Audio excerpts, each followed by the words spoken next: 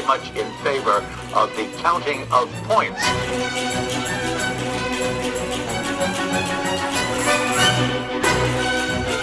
Does it work for you? No.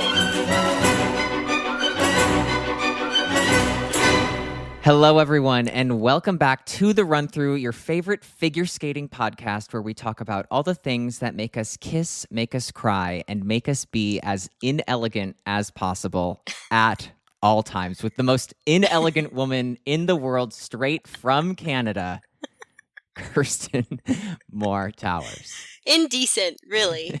Indecent, truly. If anyone is indecent, you're always, for me, top of mind. Yeah, no, I get it. It's really, I carry it as a badge of honor. I thought you were going to say, where we talk about all the things that make us kiss, make us cry, and make us re-record Lore episode 2.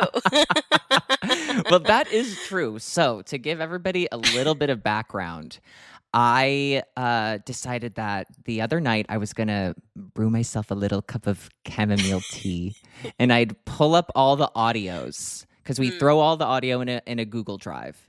And I was downloading all of the audio, because we've pre-recorded a lot of these episodes, because everybody's schedule is all over the place. And I pull up Ashley's. Ashley's is gorgeous. I pull up Sarah's, crystal fucking clear. I pull up mine, as usual, top notch. I pull up Kirsten's, and it's just 10 seconds of static. And so, welcome to the podcast world, KMT, where literally this happens pretty often. I mean, with Men's Lore 3, I recorded the whole thing and was recording off of like the tiny spec microphone of my laptop. And I'm going to say to everybody listening, Kirsten's taking time out of her day to redo part 2. Well, you know what? What else would I do on a Sunday than talk about pair skating? Again. To re-talk about pair skating again. But just so you know, listeners, if you don't like it, you would have liked the first one. Just so you know. Yeah, they'll make a note of that going, God, the lost episode.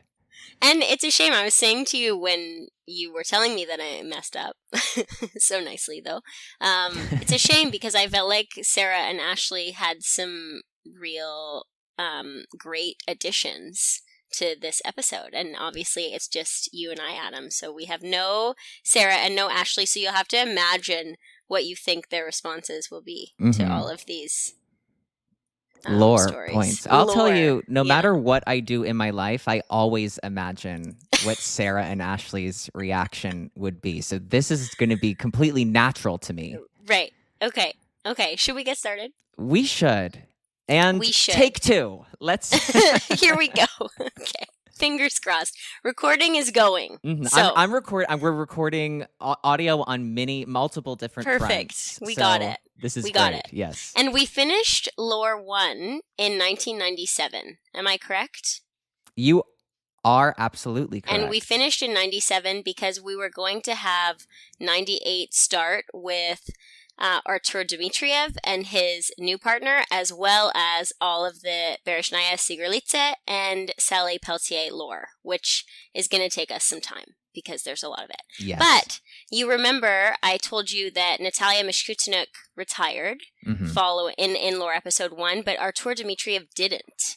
He and his partner Oksana Kazakova teamed up in the spring of 95. And I said in the last episode that we'd touch on them, but I didn't want to delve too deep since this episode really is going to be a doozy. But they have some great success together, winning Europeans in 96, getting third at Worlds in 97. They're coached, of course, by Queen Tamara Moskvina. Who else? And they had been... Who else, Adam?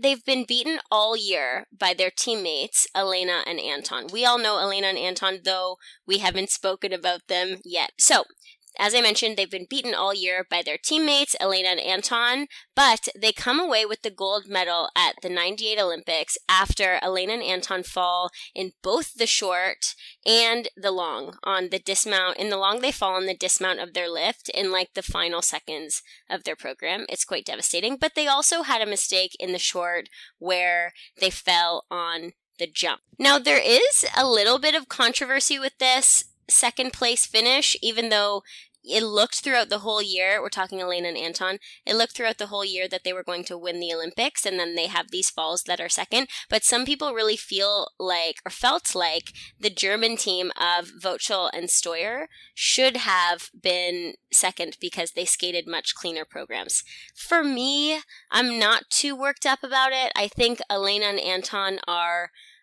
far better in the realm of kind of everything else in pair skating, but I do see why some people were pretty riled up about that at the time. Now, is it the secret police who are riled up, or is it the general audience? You know what? It might be the secret police. And do you know what else, Adam? Tell me. I'm just thinking of a blessing in disguise for me losing this audio file, because I learned some new lore things about Ingo following the recording of this podcast, and I found it via Skating Scores on Twitter, who shout out to Skating Scores because they give me most of my commentary preparation. Most of your world news. Most of just like all of the data that I use comes from there. But anyway, Ingo's book, which I talked about in Lore episode 1, is only in German. And I don't understand German. So not with that attitude. Not that I really had time to read a book to prepare for this podcast, but let alone a book in German. Right. It would take longer. So I just want to tell you some things that the Skating Scores translated from this book. Can I do that? Is now a good time? You may. And it's never been a better time. Okay, great. He talked about when he switched to pairs, in addition to increased weight training, he also received a daily little blue pill and was told he'd be taking those for a while. Viagra. Was that doping? A little blue pill. Okay, go on. He says, was that doping? I don't know. Only others can answer that question. Chapter 5 covers his Stasi involvement. He describes his early life as relatively sheltered at the ice rink, and a friendly young Communist Party man who he'd seen often at the rink came to meet him, flattered him, and basically tricked him into signing on to be a secret informant. So, I don't know. Look, that seems convenient. Maybe it's true. I don't know. Yeah, but you know what? I can imagine it happening. And I think they would approach. They would, like, I know anything about that. I don't follow the world news on Skating Scores Twitter. Do you speak German? I don't. And so, you know what? I'll kind of zip it from. Okay. Okay, great. He says that they would ask him a bunch of questions about who was there and who was dancing with whom, etc. I don't really know what that means. And he says he was close with Katerina Witt, and although they asked about her, he never revealed anything of significance about her to them. So if this is true, Ashley will be relieved, I think. Yeah, because she's been losing sleep over Ingo's Steuer. I think that she has. Yeah, I really believe that. And, you know, just her easy everyday life where she's not busy doing other things. She's really thinking about that. So. Yeah, between skate and sculpt. Right. Her daughter. Yeah. Her life. Yeah. Right. All those things. Anyway, that is kind of the gist of that, but I felt like this was great and I wished I had known it for Lore episode 1. But anyway, now you do. And I think we're like all learning. I think as we've done the Lore episodes, the fans know so much. Because I think for a lot of us, we're like learning as we're trying to do research for the show. So it's been like quite a learning experience for everyone. Let me just say that. I think so too, yeah. And I mean, fans really know a lot about, especially fans who have been watching figure skating for a long time. They know about all of these things that we are talking about. So I think it's interesting to hear other people's perspectives on it, but I don't remember watching the 96 Worlds or 98 Olympics even. I was quite young. So I imagine if you were watching and like a real huge fan of figure skating at the time, the pieces that you take with you and remember are different than something that I would read on the internet. Totally. All that to say, I shouldn't be here. No, you should be here twice, even. You should actually be here to re-record. Fingers crossed, not 3 times. I remember watching the 98 games and falling asleep after about. Well, you were what, 7? I was 7. Yeah. Yes, which is That's young. It is young. You're really susceptible to falling. It's older than me, asleep. though. That is, yeah, true. Sucker. Okay, we're going back Mm-hmm. to the 98 Olympics. We talked about some controversy surrounding that. Another side note, something that I hadn't learned yet in Lore Episode 1, Natalia Mishkutynyk, who we know was pair partner of Artur Dmitriev, wanted to retire and skate professionally, but obviously Artur didn't want to. So he wanted to go to another Olympics and, carry on in his amateur career.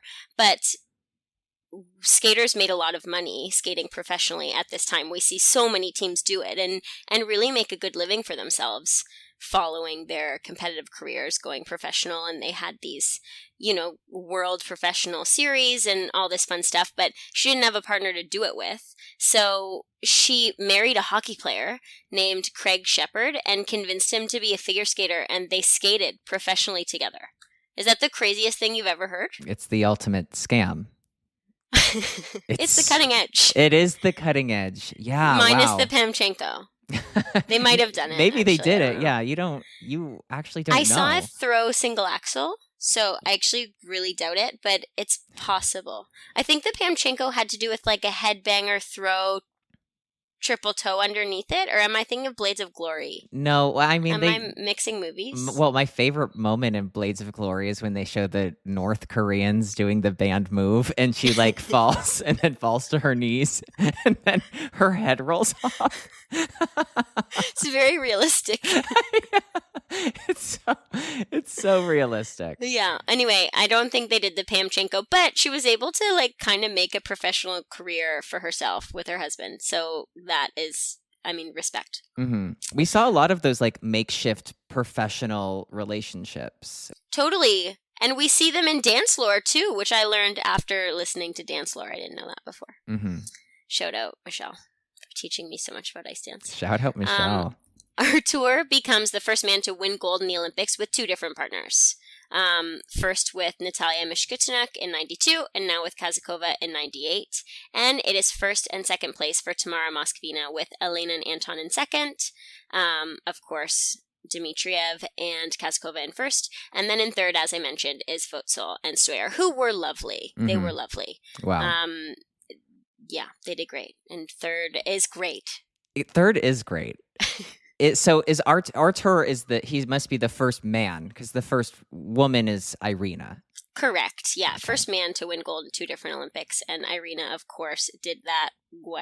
How many years? 20 some years earlier. Yeah, always ahead of the curve. Truly, but not of the throws. But not being thrown. That still has sat with me. When Ashley's been thinking of the secret German police, I've been thinking of Irina Rodnina staying on flat Earth. Yeah, as you should. As I will. Some other notable names in the 98 Olympics: Kyoko Ina and Jason Dungeon, they're 4th. Shui Shen, Hongbo Zhao are 5th. Altsova and Bushkov from Lore Episode 1 are 7th. And no one met them at the airport when they came home, except for their family. And Jenny Meno and Todd Sander 8th.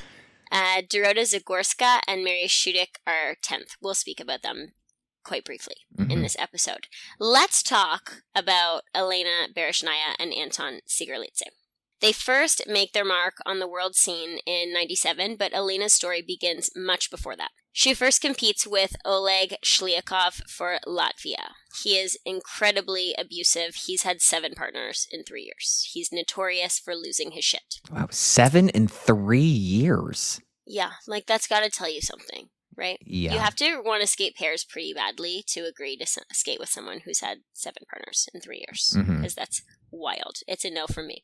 Oleg wanted them to train in Latvia for better and cheaper training conditions. They trained on their own for a year, as no coach wanted to take on the pair because of Oleg's reputation. In 95, they moved to Tamara Moskvina, who agrees to take them on because she says it will be a psychological job. Mm-hmm. Sure. And she is famously not a psychologist. No, she's not. But it seems like a fun challenge. She keeps winning and coming second at the Olympics. She's like kind of done it all. Feels like a fun challenge, I guess. Good for her. They trained for a few months with her in Colorado Springs, and then they moved to St. Petersburg altogether. It was challenging with the breakup of the Soviet Union to find suitable training. We're seeing this kind of repeatedly for athletes around this time. The team improved steadily, and Tamara says his temper is getting better, but he's seen on multiple occasions publicly pushing to hitting Elena when mistakes are happening. He would even drop her on lifts, like it seems seemingly somewhat purposefully. Nobody seems to be intervening. The scariest part about what you said is that she is claiming, Tamara Moskvina, that it's getting better. It's getting better, yes. So you have to assume that what people are watching, especially when somebody's in public, you imagine that they're on their, in quotes I say, best behavior. Right. And this is the best behavior where people are still, it's still ringing alarm bells. Yeah, it's brutal. Brutally unacceptable, terrible. Awful. Tamara eventually advises Elena to end the partnership. Obviously, she doesn't agree to do that.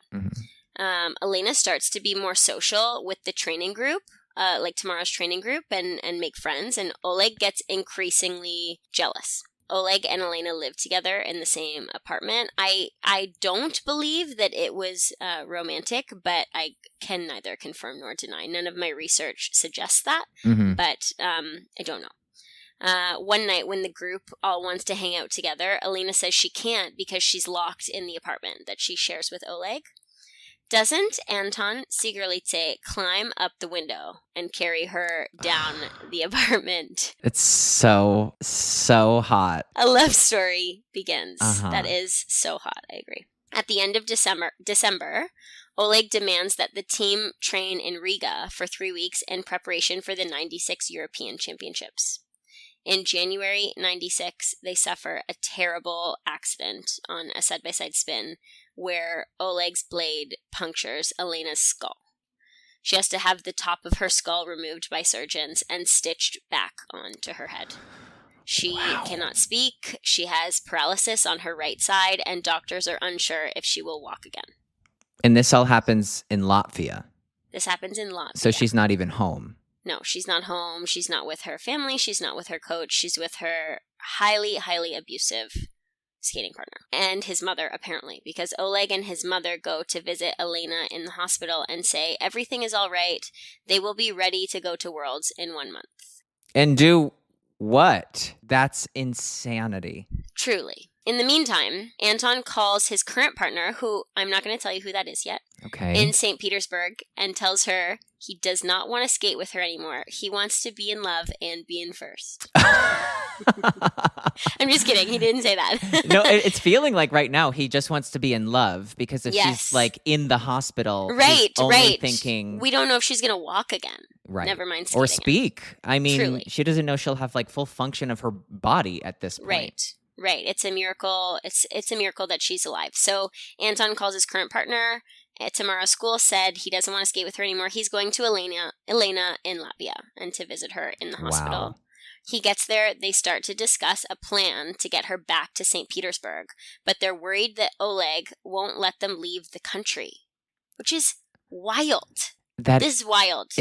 I don't know. I mean, I guess just by force, right? Like there's no legal way he could keep her there. So it just would have been like, no, she's not leaving. Right.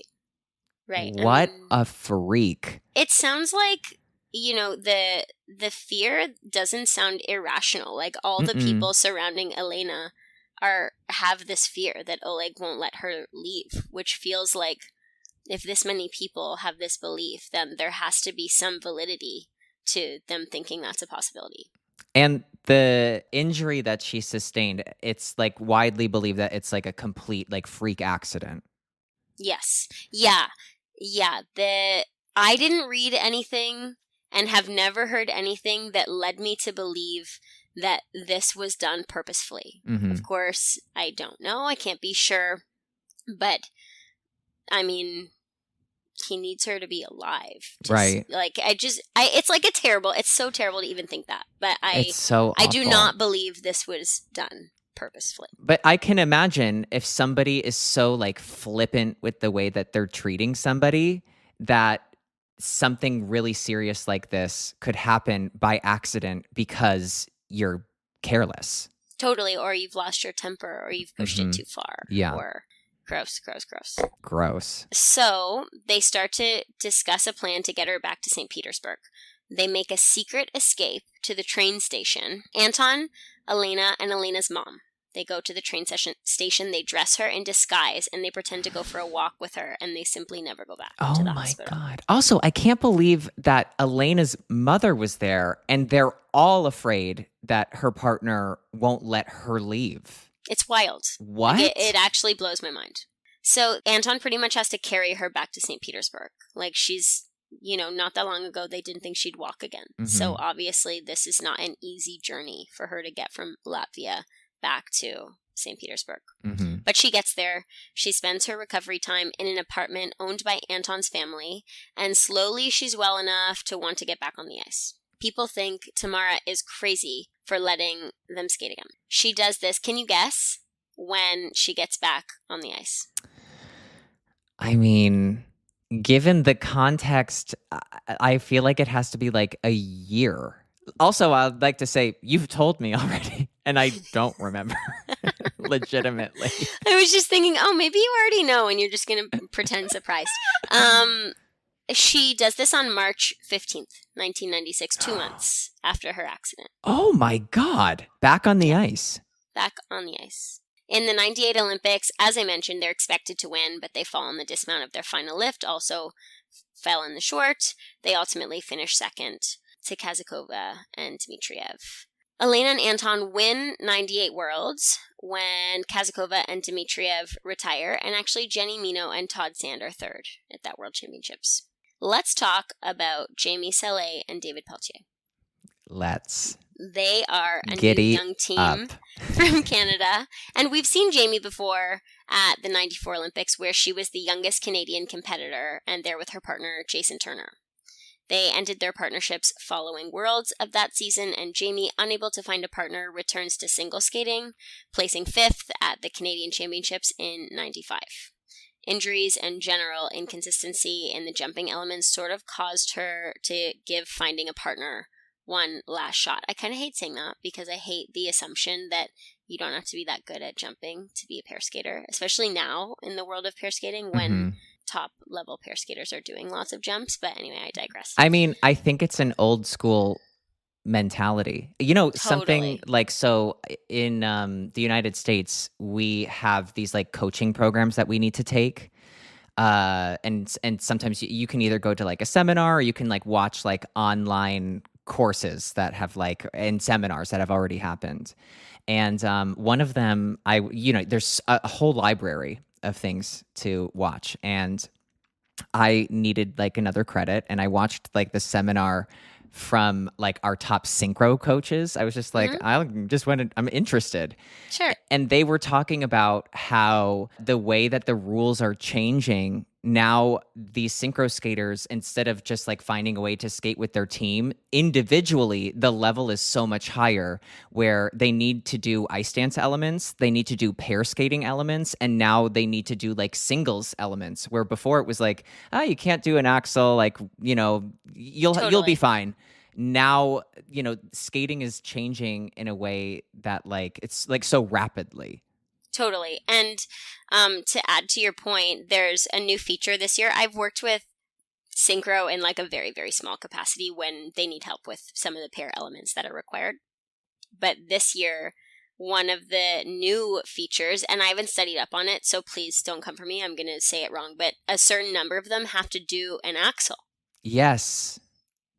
Crazy. And okay, I know a team, and I'm not going to say which team because I don't want to spoil like their plan, whatever. If they're keeping things under wraps.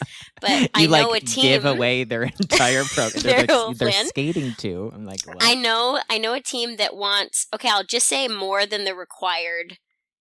You know what? Maybe I shouldn't. No, save it for one day. We'll do synchro lore. How about that? No, you should not have me at Synchro Lore. But anyway, I know somebody that's trying to learn an axle the opposite way for their synchro team because they're a Wow. lefty jumper. And anyway. Oh my God. So I'm just adding to your point and Yes. respect synchro. That's all I'm saying. It's crazy. And I just, we'll move on to pair skating and stop talking about synchro for a second.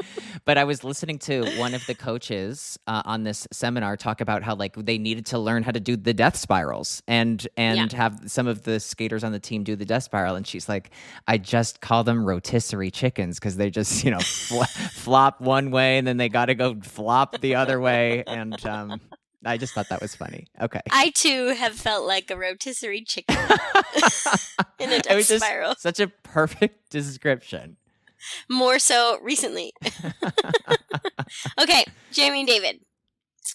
Okay, she wants to give finding a partner one last shot. And honestly, it really speaks to the lack of men in the sport when an Olympian pair skater can't find a partner. Mm-hmm. That's pretty crazy. This has been a couple years that she can't find a partner. David Pelletier is a small-town Quebec boy whose mom said if he wanted to play hockey, he had to learn to figure skate. He hated it until he tried pairs and found some early success in the novice and junior ranks in Canada. With his partner, Allison Gaylor, they earned the 95 Canadian silver medal. They represented Canada at the 95 Worlds, where they placed 15th. And David actually finished 4th in the senior men's event that same year. Wow. True. Proving you need to jump. Pair skating. Point taken. Also, wasn't he just recently named like the assistant coach to an NHL team? Yes. How wild is that? That's in my notes a little bit later, but that's another thing. The first time we recorded this lore episode, I just mentioned how he's been the skating coach for the Edmonton Oilers. And recently he was hired as a real assistant hockey coach for the Dallas Stars, I think it is. Yeah, insane. And like, how freaking cool is that? And here he's like, he's a small town boy that wants to play hockey, and now he's teaching hockey in the NHL. And I just think that is so amazing. So cool.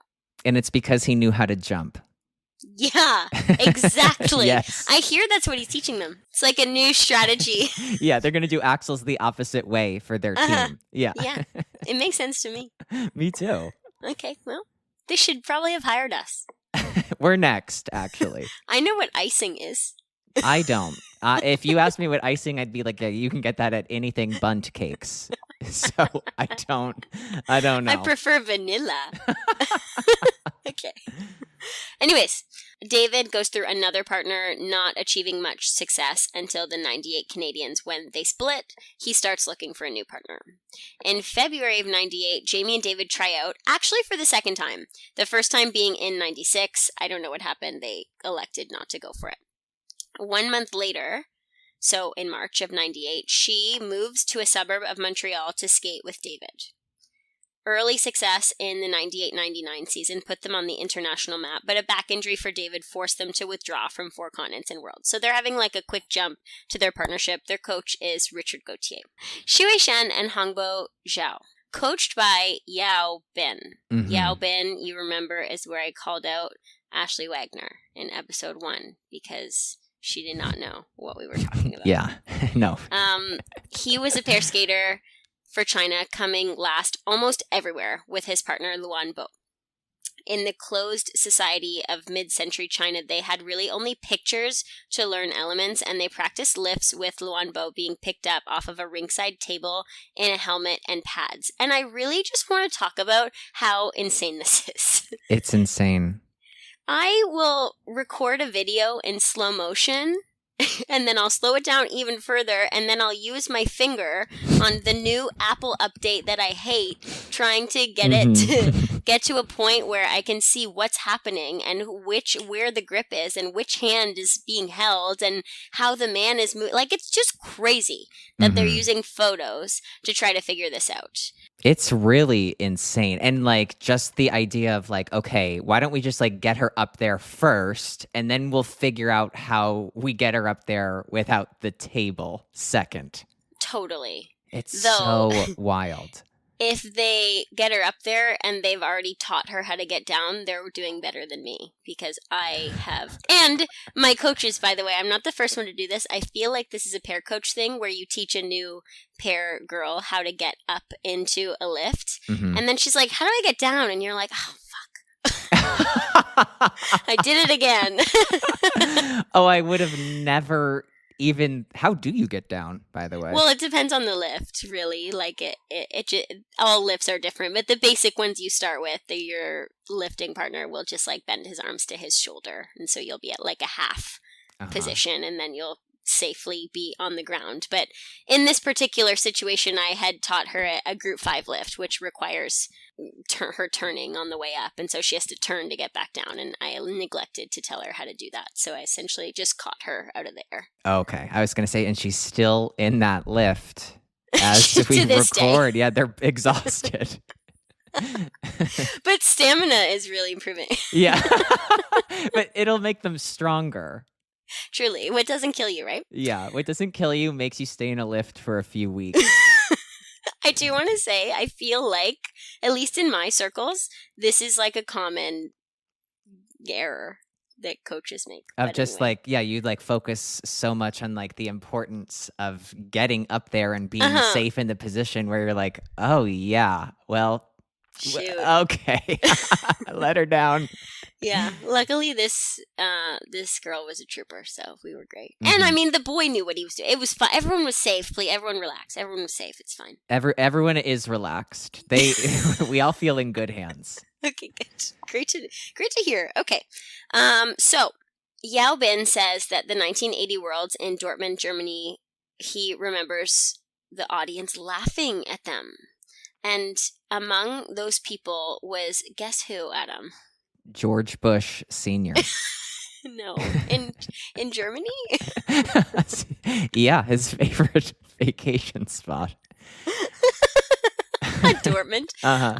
Among those people was Irina Rodnina, who later is quoted saying, this makes me so sad, I remember the debut of the Chinese pairs in the World Championship of the 80th year.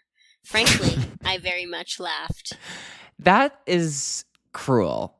That's very mean. It is. That is very mean. And I mean, what makes it like not so mean is that he will truly get the last laugh. Yeah, he absolutely will. Spoiler alert. Foreshadowing. They had no coach there due to lack of funding. Because of lack of training facilities, coaching resources just in general, they trained on a frozen field on the northern Chinese border with Siberia.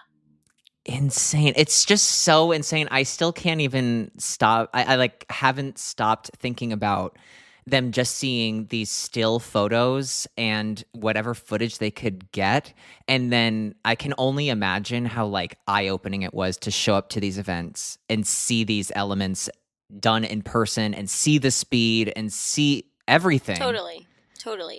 And it's never fun to like show up in an event and really feel, this has probably never happened to you, but really feel like you're like out of your league. Oh, you're like, what am I doing here? Absolutely has. When I went to my first Grand Prix final, I saw like, you know, the other guys I was on the ice with, and I was like, I could truly pull like flowers out of my ass and do magic tricks in the middle, and I will get last no matter what I do. I don't remember ever thinking that about you at final. It makes you feel better. It really does. You really healed me. Great. Thank you. So glad to hear that. I knew there was a reason for this re-record. Me too. That was it. That I was so broken before we started. And now I'm healed. Yeah, great. Okay. The following year, Harbin gets its first ice rink, and perhaps as a result of their disastrous debut in Dortmund, Chinese officials allow the skaters to borrow videotapes from the Soviet Union for study. And obviously, we know the Soviet Union is just nail in the pair event. Yeah, the gold standard at this point. Truly. And Bin memorized everything from these videos. These experiences led Yao Bin to be determined to create a team of world-class figure skaters. Mm-hmm. Skating and teaching was his life. In 96, he moved to Beijing away from his wife and son, and he actually wasn't there when his son was born. They named him Yao Yuan, I'm sorry for my pronunciation, which translates to far away.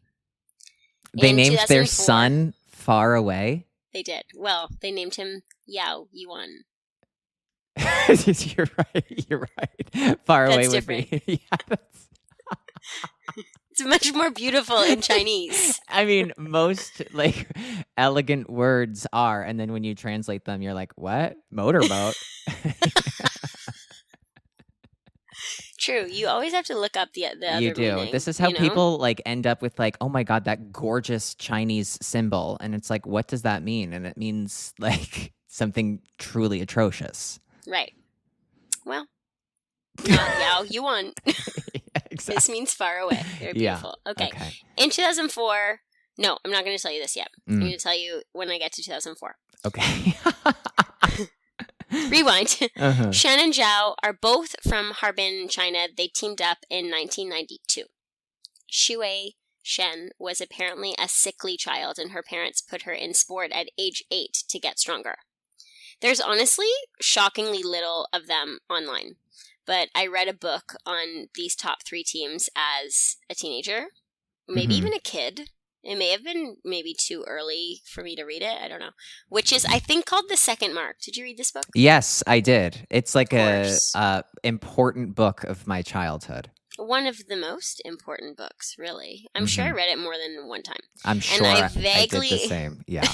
I vaguely recall reading that the families didn't have a lot of money, and their children at a high level in sports brought huge honor to their families, as well as additional funds, obviously. Since teaming up in 92, they improved each year, proving to be amongst the top teams in the world. They have throws and twists that are so technically unique to their nation and truly so impressive. They cover so much height and so much distance, and there really is nothing like a Chinese throw. There really isn't. I have a question about Ask them. me. Ask me anything. Okay, my question is, what makes the girl go so high? Like, what is the difference between the way that like European team or North American team is taught a throw versus a Chinese team? Because I feel like there really isn't any other team from any other place that copies this technique, and you'd imagine that maybe they would, because it's so impressive. I know. You'd imagine it would be something that well, I mean, I have in my little throw folder on my phone, I have many different Chinese teams throws in there. And typically, I mean, you teach, it's kind of like jumping, I imagine. You teach different ways of, how should I say this? Well, like, not everybody has like a clear way to go, and somebody might like implement a little bit of this and a little bit of that to make everybody's body's different. Everyone requires slightly different things. But I don't know, from Chinese throws, it just seems like the technique and the timing and the sheer power from both the man and the women to get them in this incredible, like equal measure of height and distance. And then for them to have the strength to be able to come out of the air and control a really great landing with beautiful stretch and flow and speed. They have more speed out than they do in. It's very difficult to do, I think. You know, it feels like the root of this is like, if you didn't know what to do, you would go skate faster, throw harder. Totally. And it feels like that's the root of it, but like because of this like not knowing anything, they ended up like manipulating that like skate faster, throw harder into a technique. Oh my gosh, I feel like you're so right. I just feel like you totally nailed that. And now they do know technique, but this kind of basis of what they've kind of, I don't know, based their throw technique on for a few decades now still remains, even with the maybe perhaps better or more succinctive technique. Mm-hmm. Does that make sense? Yeah, it does. I mean, because like the North American European style, like we eventually got to this place of throws. But if the Chinese are just watching videos and not knowing, of course it makes sense of like, well, we'll just skate faster and we'll just throw her higher. Totally. And so that it does feel like they're just coming at it at a different place. And, you know, there's just more layers to how the Europeans and North Americans got to where they went. And then the Chinese had to like skip right ahead. They had to skip. There's more progressions. Yes. For the Europeans and North Americans, whereas the Chinese had no progressions. They were like, fucking give her. We're off a table. Now we're tossing. Yeah, throw that table out. Take your helmet off. It's inelegant, but we're doing it anyways. Okay. 99 worlds. Elena and Anton are first. Shen and Zhao are second. Dorota Zagorska and Maria Shudek are third. Maria Petrova and Alexei Tikhonov are fourth. You remember I told you that Anton Sikharulidze called his partner and said, I can't skate with you anymore. I'm in love. Right. It was Maria Petrova. And she is now fourth at Worlds. I mean, Anton's in first, so he's fine with it. But she did well for herself, and she will continue to do well for herself. We're going to see it for and many she's, years. you know, she's got her like signature little bob, and yes, she does. She's in her boot covers. She's addicted to wearing white boot covers. You know what? I think he just didn't like the boot covers, and he was waiting for an excuse. That makes valid enough to me. Total sense to get out of there. Yeah, I've left different places and situations for far less. Yeah, honestly, same. So makes sense. Okay, 14th place, Qingpeng and Jian Tong, who are one of Yao Bin's first teams. Okay, along with Shen and Zhao. Okay, Dorota Zagorska, now Shudek, and Maria Shudek are the first Polish pair to medal at a World Championships, where I just mentioned to you they came third at this 99 Worlds. They're now married, which is why she's also a Shudek. And that's pretty much all we're going to touch on with them, but wanted to give a shout out because that is super awesome. Mm-hmm. To all of our Polish listeners, that one was for you. You're welcome. Okay, 99-2000 season looks like this. Grand Prix final has Shen and Zhao in first, Sarah Abitbol and Stefan Bernadis second, Elena and Anton third, Maria Petrova and Alexei Tikhonov fourth, Jamie and David are fifth. Elena and Anton miss Worlds this year after Elena tested positive for pseudoephedrine, which became unbanned briefly from 2004 to 2010 before being banned again. Elena and Anton missing Worlds this year leaves space for Maria Petrova and Alexei Tikhonov to win the World Championships. We've heard her name before, as I mentioned to you. She was Anton's partner. She's always been seen, as you said, with a short haircut and boot covers. Mm-hmm. It's signature look. Signature look. Yeah. Everyone will look at my neck, but they will not look at my boots. Correct. That's elegant, not inelegant. Correct. Or indecent. No, indecent would be showing your bare boots. It's just good sense, really. And she's known to have such good sense. Yeah, true. I don't know her, but it seems like that. Mm-hmm. Okay. Petrova and Tikhonov teamed up in the summer of 98, allegedly after Maria turning him down twice before agreeing to skate with him. So this means they win Worlds within 2 years of teaming up. Very impressive. Mm-hmm. Before they teamed up, I love this lore piece. Alexei skated for Japan, and as a trade-off for the skater, the Japanese Federation provided the Russian Federation with a minivan. This has been confirmed by Alexei, who says it was, and I quote, a good minivan, a new minivan. This is all, you can watch this in a YouTube, I believe it was before their winning free program of this Worlds that I saw this interview, and it was on the streets of Japan, and fans were walking up and recognizing him, and he was speaking Japanese to them. And I mean, it was like pleasantries, like like I knew what he was saying. I know very little Japanese. Oh well, great. You could translate that, but you couldn't translate Ingo Steuer's German book. You're right. I didn't. I really didn't do enough to be on this podcast. Okay, but he got traded for a minivan. You're missing the point. That's hilarious. No, that is crazy. It's crazy that they win. Okay, well, roughly the cost of a human man would be, I don't know, how about that minivan over there? Yeah, precisely. That's what they did. Mhm. And he felt honored. I don't know if he felt honored, but he looked happy enough Pleased. in this interview. Yeah. Yeah. It was new. It was It's a new minivan. I am completely missing the point. You're jumping right over the point. Mhm. I don't know what those went for at the time, but Well, they went for the cost of one Russian citizen. one Russian man Yes. who does not wear boot covers. No. In their long program, they do a double axel, falling leaf, double toe. I'm pretty sure Maria does a triple toe. Commentators don't catch it, and they simply say she was shaky and two-footed. Mm-hmm. This is what my notes say, okay? Am I losing my mind? Question mark. Upon replay, she absolutely does a triple toe, but all they're talking about is her two-footing the landing. So please go watch it, because, well, I should know if I'm losing my mind. Probably we all should. But this can be like the quad twist from Shakrai. Did we ever get a resolution to that of figuring out why they don't count it? No. All right, and we never will. No, we never will. That's okay. It won't keep me up. Good. But if you can watch the free program of 2000 Worlds, please let me know if Maria Petrova does a double axel, falling leaf, triple toe. Okay. I would love to know. Okay.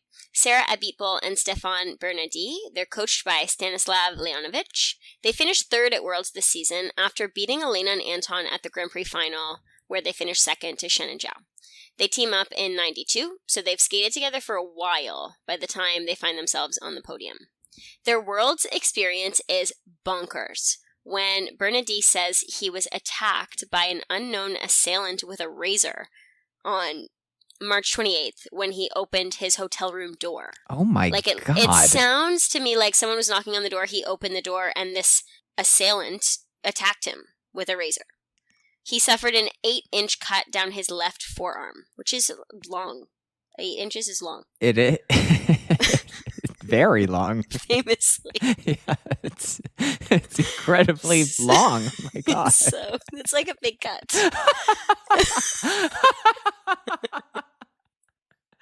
Exactly, yes. You're right. Okay, anyway. He apparently had received death threats 3 weeks earlier. So something weird's going on here. Nonetheless, they come through with a bronze medal, having been the first French team to do so since 1932. They still competed? They compete. And I'm with the long cut. 8 inches. Which you said 8 inches, which is long, especially for a cut. They compete. They come third. I'm just like imagining him coming into like the rink straight from the hospital, and they're like, 8 inches? That's a long cut.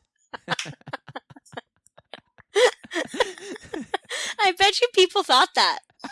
I'm not discrediting that theory at all. I think that they could have. Do we know anything about, like, so somebody had been sending him death threats? Is there any resolution to this of like who this is or why, or was he caught up in anything?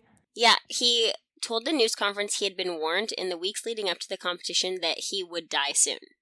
Oh my God. He received 2 anonymous phone calls, who was flanked by bodyguards at this time, obviously.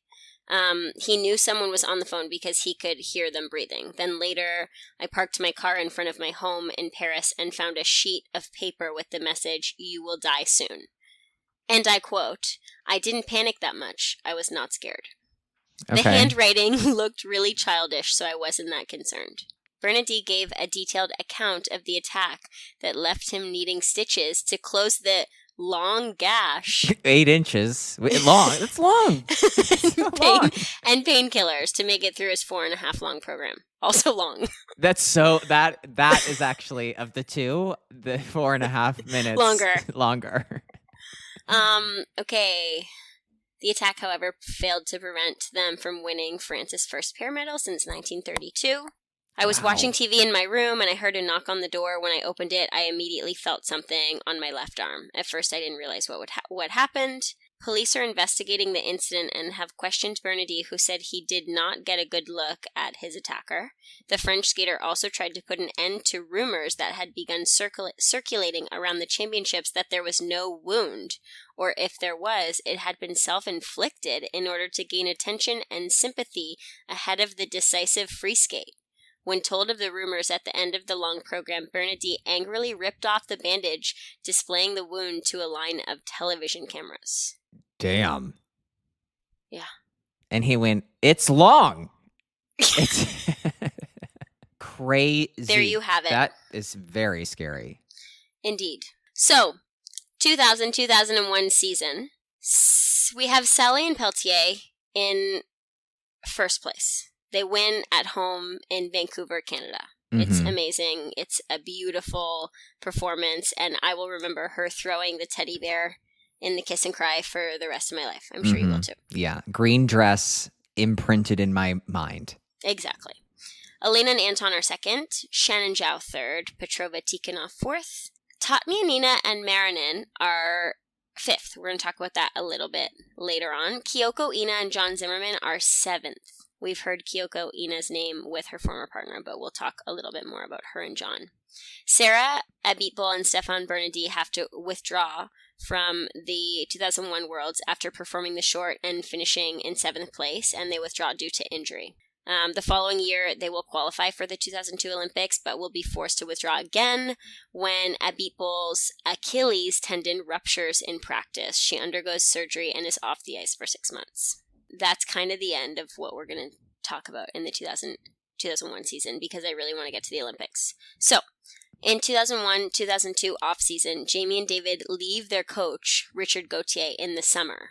Crazy. Yeah, summer 2001. So, whatever, 7 months before the Olympics. They were drinking out of the same well as Michelle Kwan, leaving their coaches. Crazy. That's such an insane move, I think. But didn't Michelle not get another coach? No, she just had her dad coach her. Right. That makes sense. Yeah. It's sort of like when Tamara Moskvina was like, "I'm not a psychologist, but I will work with this severely mentally ill man." Right. It feels like it's different than that. Okay. You know what? Scrap that. Bad example. But you understand where I'm coming I get from. it. I get it. I get where you're coming from.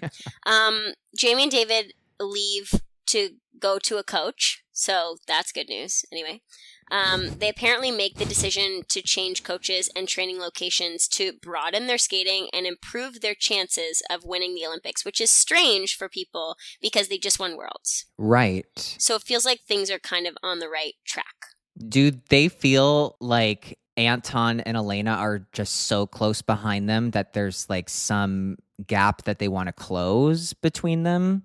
Or I mean, it's possible, but Elena and Anton and Jamie and David have been kind of flip-flopping, right? So it's not like Elena and Anton have been so far ahead of them. Right, they're going back and forth. Yeah.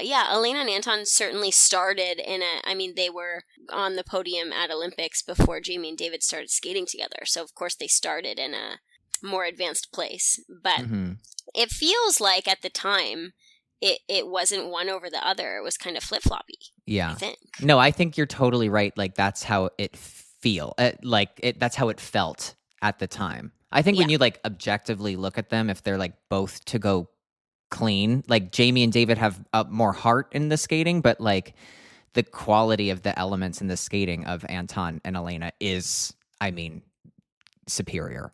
Totally. We're going to get to some debates about this. It's a shame we don't have Sarah and Ashley because Sarah had opinions.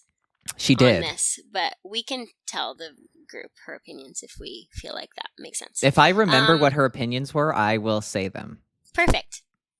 Like a spirit coming through my body into this microphone, it'll be the voice of Sarah Hughes as played by me. Perfect. Okay, great. So they moved to Jan Allmark, who was Jamie's coach for singles, and also took her to the Olympics with her former partner, Jason Turner. So we know that Jamie was from Alberta, which is a province in Canada, and moved to Quebec, which is, a little bit east in Canada, to train with David's coach. And now 6-7 months before the Olympics, they're going back to Alberta, to Jamie's home.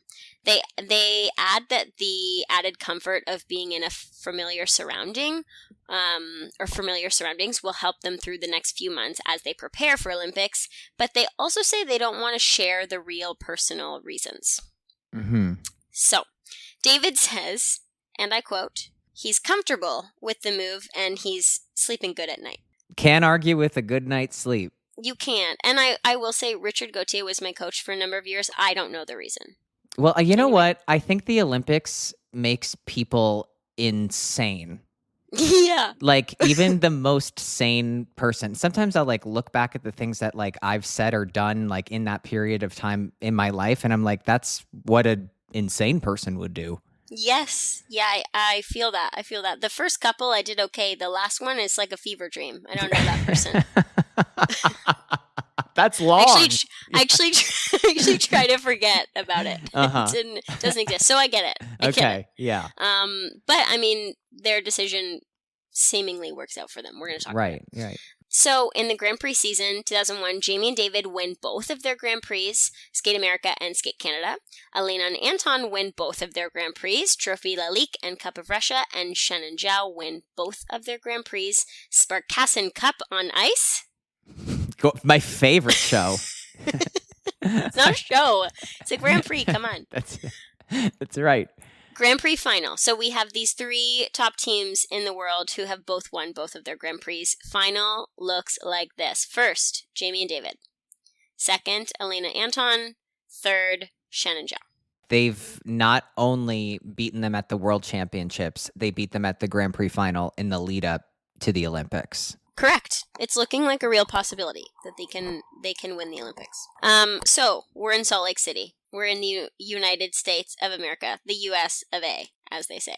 Coming into this Olympics, Russian pairs have been winning Olympics 40 years in a row. Mm-hmm. But as I mentioned, coming into these games, they've been losing to the Canadians. Mm-hmm. But it must be a lot of pressure. For 40 years, the Russians are being told not to be the skaters or the team that messes this up. That right. feels like a lot.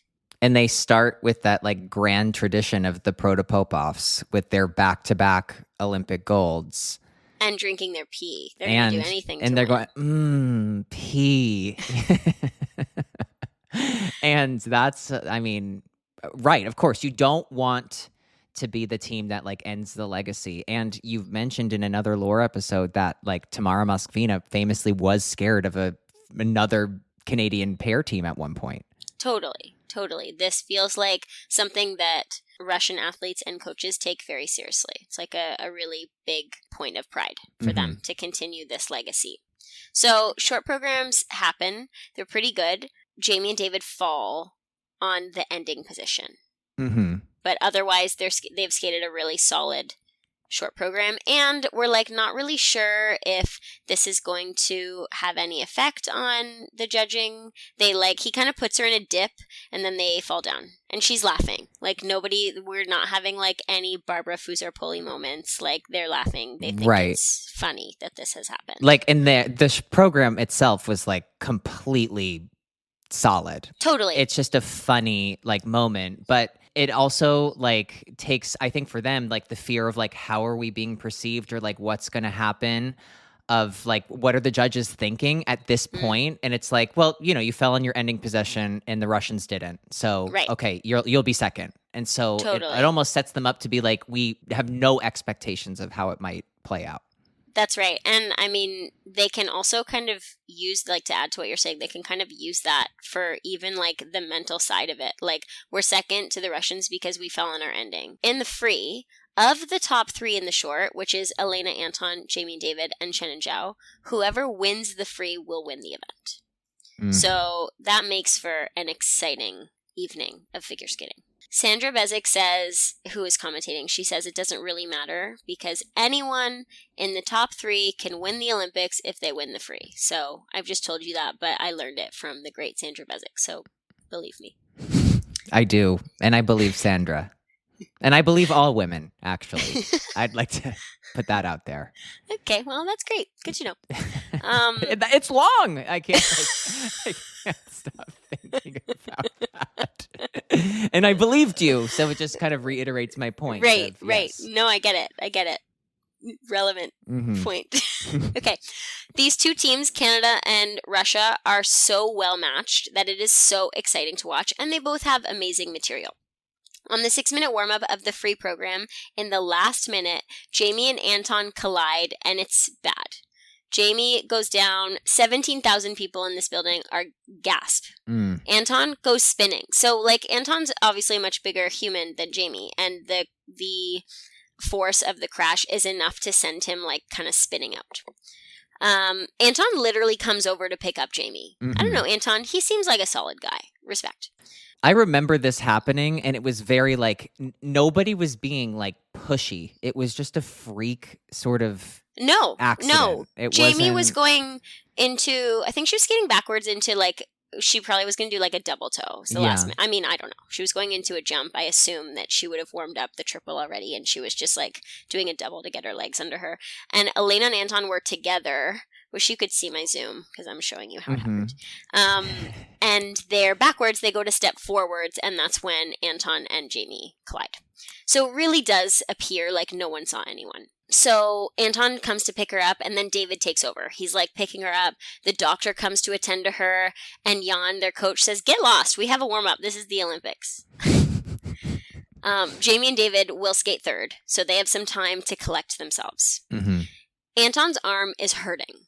He feels uncomfortable, but they have to refocus very quickly. They skate second. Wow. Their program is beautiful. It is classic. It has gorgeous lines. I truly love watching this team. But the step out heard across the world, Anton stumbles out of a double axel. He doesn't really even step out of it. He, like, stumbles into a side hop, which I think they were going into a double toe. It's so interesting because I feel like the way that we perceived skating at the time, this was, like, unforgivable. Totally. And the way that we watch skating now, I mean, I wouldn't have batted an eye. I would have gone, oh, they're going to get GOE on something else. Oh, just a little, like, hit on the GOE. But in this era of skating, it's truly like, in that moment, there was, like, air that left the building. Tension was gone. With a skate like they had, and I mean, the rest was not the quality that we usually see from them. No, they survived. Like, you're right. But I don't know. Like, I remember it being like the end of the freaking world. Whereas now we'd be like, okay, clean skate, a little tight, but it's clean, nice. Good job, exactly. And it's like, what's better or worse? Like, what version?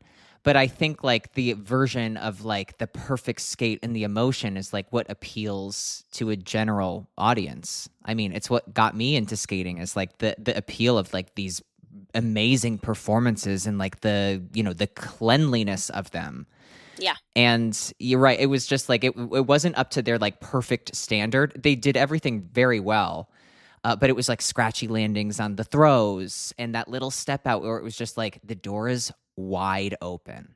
Right, which is exciting for a viewer. You know what? Thank you for the feedback. I'm going to take that into future commentary gigs.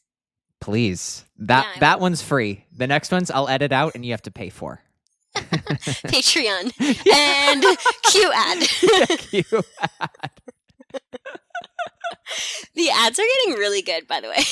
They're so funny. It's a collaborative effort, and I'm just happy to be a vessel. Yeah, no, you're nailing it. It's very good. Okay. You kind of spoiled a little bit, so we're going to go back. Okay. When Anton stumbles out of his double axel, the camera pans to Jamie and David backstage, who skate next, and they are smirking to each other at the sound of the crowd gasp. Now, is this just clever editing? Maybe. It's possible, but I choose to believe it's not. And look, we've all been there. Yeah. And it's not like you're not... I think when you see a competitor do this, one, I don't think it's, like, in bad taste. No. I think it's, like, the door's open, and it's like we can do this. It's not right. Like, I think it's just sort of like they were assessing like what the situation was at the moment, and they're addressing like what they had just heard. So I think it's completely fair. They're trying to win, right? Like, we don't go to competition just for the experience, though. I mean, it's a part of it, but they're trying to win. So they hear this happen, and they're like, "Sweet, doors open," as you mentioned. And yeah, it's not like I don't think we're wishing ill will. No, it's not. It's not that at all. It makes you be like, "Let's fucking go." Right. Right, exactly. So when I mean, I've seen this clip too, where it's like they're just very present in the moment to like what's happening, and they're like, "Yeah, doors open. We can do this."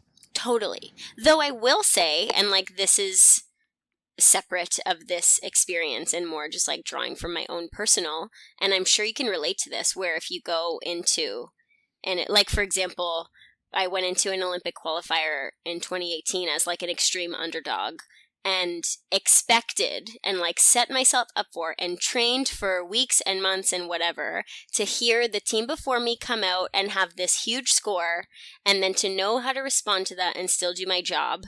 And then I come out and the team, unfortunately for them, did not have a great skate, and then I hear a really low score. Mm-hmm. And then it's like almost the same amount of work to like get yourself up to like still skate to win it and not skate not to lose it. Mm-hmm. It's like just a different type of, I don't know, mental game, I guess. Oh, but yeah.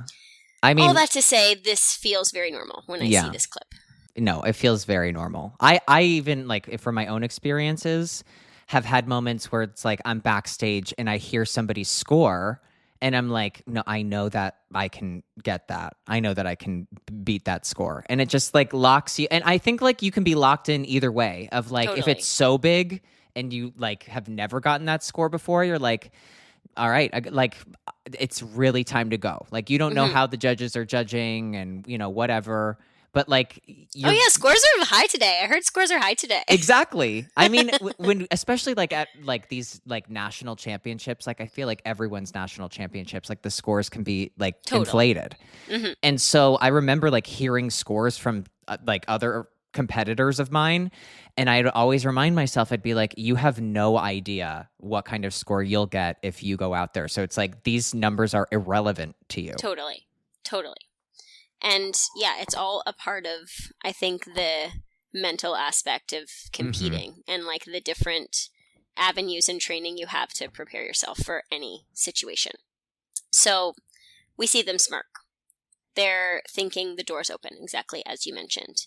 Elena's throw landings are uncharacteristically tight. Mm-hmm. Paul Martini says they're skating to not make a mistake and they're not skating to win.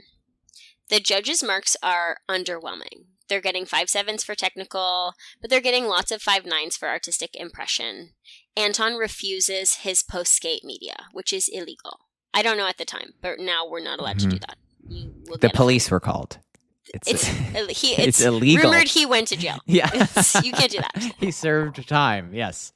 He's seen being chased by volunteers working the event. Like, and by the way, I got a lot of this information from the documentary Meddling. I also watched Meddling and I loved it, and it was produced by Tara Lipinski and her husband. Yeah, amazing. And this is where this clip is from, where we see volunteers working at the Olympics. And since it's in Salt Lake City, they're speaking English, and I understand English, as you know. Mm-hmm. And Japanese, but no German, not a lick. Famously do not speak German. Anyway, Elena does interviews by herself. Okay. Jamie and David skate Love Story. Love Story was the program that they used a few seasons earlier, and that will be important information in a few minutes. In their opening position, David says to Jamie, just like home. They land the first jump, which is huge for this team. The jumping elements were not their favorite, not as consistent for them as some of their other elements. Everything is literally perfect, Adam. They are matching everything so perfectly. There's emotion, there's storytelling. They're going into their final throw, where both jumps and one throw's done. It's one throw left, and Scott Hamilton says, throw triple loop, and the gold is theirs. Mm-hmm. And I can hear it in my head. I can see it. I Yeah, I have goosebumps I have too. chills. I just And- put my forearm up to the Zoom camera because my hair is standing up. I remember it so vividly. Yeah, it was like such an important, for me, perhaps biased, a Canadian, it was like very important in skating. And I'm sure in the world too. It is one of their best performances of all time. Mm-hmm. They finish, David leans down, he kisses the ice. They are positive they've won, and so are everyone in the building. They've heard the scores that Elena and Anton have received, and they know what they've scored with clean performances throughout the year. It's like not hard to make that deduction. And their last 2 run-ins with the Russians is like they've beaten them. Correct. The crowd is literally chanting for sixes. I've seen this performance so many times that the one-liners from the commentators live rent-free in my brain. I could probably recite it for you. They knew they had beat them technically when the first set of marks come out. Artistic impression comes out, and they are second in a 5-4 split. The crowd is booing. People are shocked. We get a camera pan to the audience, and Jamie's mom is crying, and now she's crying of sadness and not crying from happiness, which we saw a few minutes earlier. Scott Hamilton yells, "How does that happen?" Like people are shocked. It was shocking. Yes. And as I mentioned, they've competed this program so many times, and every time this program is awarded higher artistic marks than what they've received today. So it doesn't make any sense. There's footage of them backstage saying, last time we got 6s with this program, 5.8. They're just confused. Commentators are devastated. Scott Hamilton looks like he's going to cry, truly. And Sandra Bezic says, "What a shame." Mm-hmm. Well, you know what? I think like when we look back at this and the kind of performance they gave is, and that like, you know, the 6.0 system, like a performance and your performance mark is like all encompassing. It is your skating quality. It is your program layout. It is the way that you make, it's like everything all in one mark.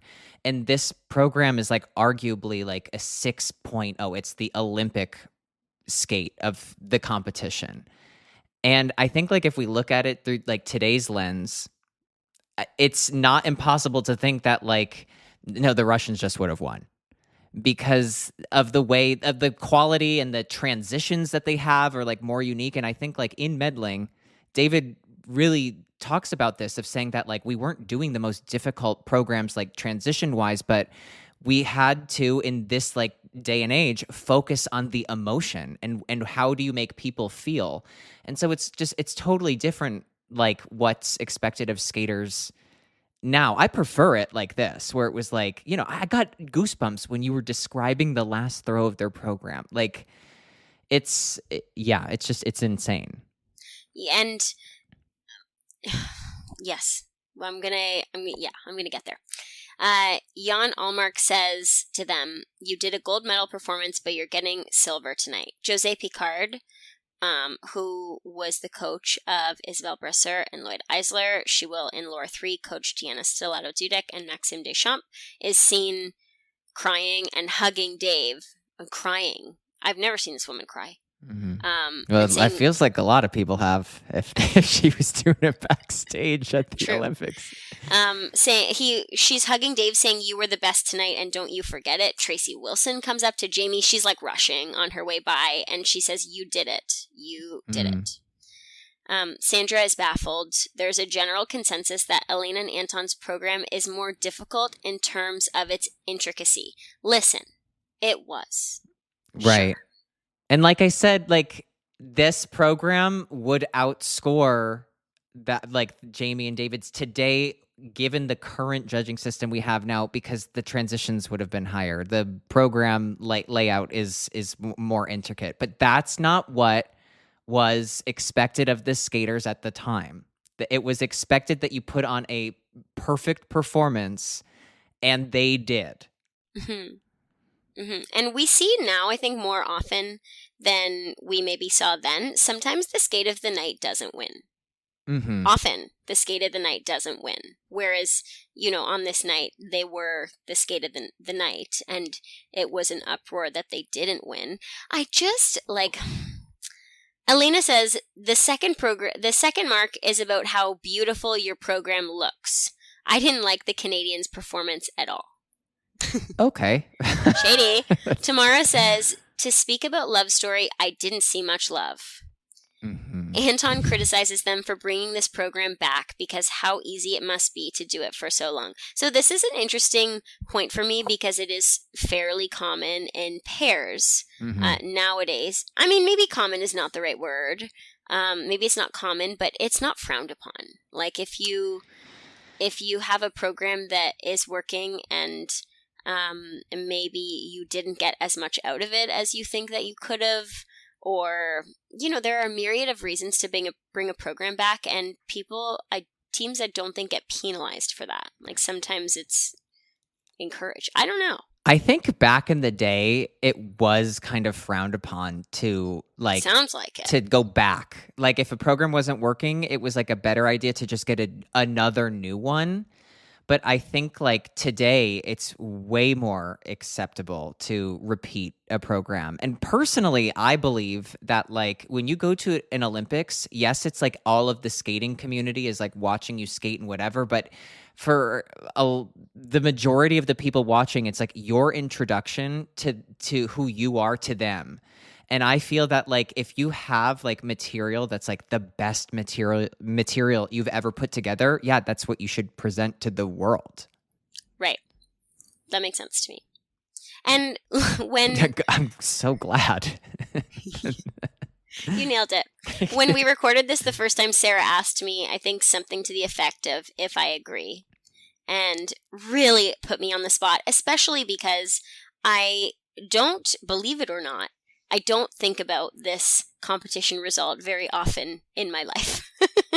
I thought about it, you know, back then when I had zero knowledge about pair skating, and, you know, think about it a little bit now with considerably more knowledge than I had when I was, you know, 9 and not a pair skater. Mm-hmm. But for me, I get it. I love Elena and Anton too. I've said it on this podcast. I respect them. I think they do amazing things. I think they have a wonderful classical style, and their program was harder. They did do a number of elements that would have had a lesser grade of execution than Jamie and David did on this evening. But I think it depends on what you like. And I do believe that there is an inkling of bias in this opinion. Like it as Canadians, we were so proud of this team, and because we felt that they were wronged, we were like rallying behind them. But I, in general, am a feelings person. I will every day choose the skater whose program is to a piece of music that makes me feel something, and furthermore, the athlete or the team that has choreography that tells me a story and puts all of that together. That's what does it for me. But everybody's different. And so Love Story did that. Love Story makes me cry to this day. I want to watch a skater and I want you to make me cry. 100%. It happens often, but not everybody is, you know, some people prefer the classic style where you don't necessarily know the story, and it doesn't mean you don't feel. I still feel when I watch Elena and Anton. I still think it's magnificent and beautiful, but the emotion that it evokes in me is different. And because I kind of prefer that style of like making me feel something, this program for me, Jamie and David's program, is so special and meaningful. And so I get it. Like, it's kind of like the political way to be like, I don't know, but I get it. I get the controversy more so than I did then. I understand people thinking that Elena and Anton should win. For me, I like Jamie and David better on that night. I guess I'll say that. If Sarah were here to ask me and put me on the spot, I would go, She didn't ask you. No, she did. She didn't.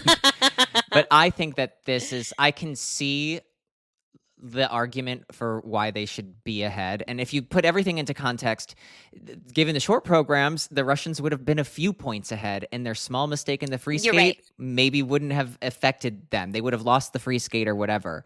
But on the night, in the time period of like where we were in skating, in the moment that Jamie and David created, that was the Olympic winning performance. And we can kind of relate it to or I think we can relate it to Worlds from this season, where the Japanese team of Riku and Ryuichi had a commanding lead in the short.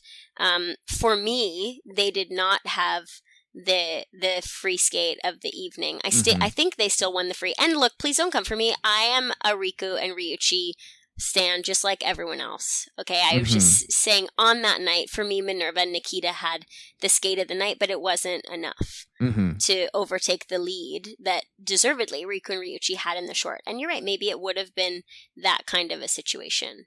But it is a scandal nonetheless. Let me tell you why. Yeah, why? Why is this a scandal?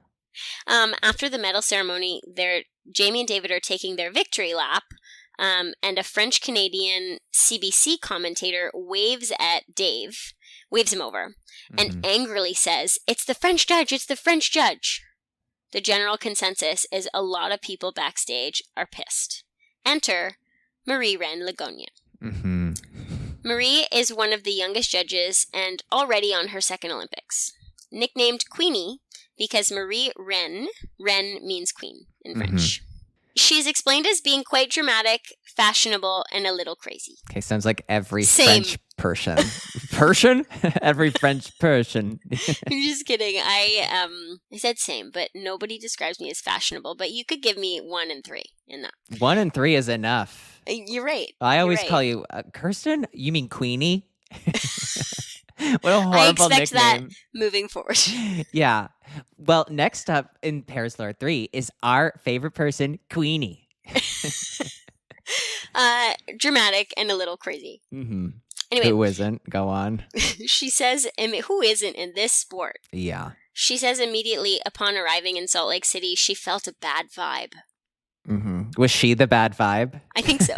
She just didn't know it yet. I feel a bad vibe that I'm going to create. Same girl. Yeah.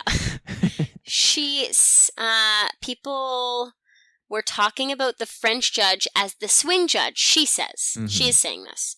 She says, "Can you imagine how stressful that would be?" She says she was offered to be a part of the Western Bloc, and she declined because she wanted to be fair to the athletes.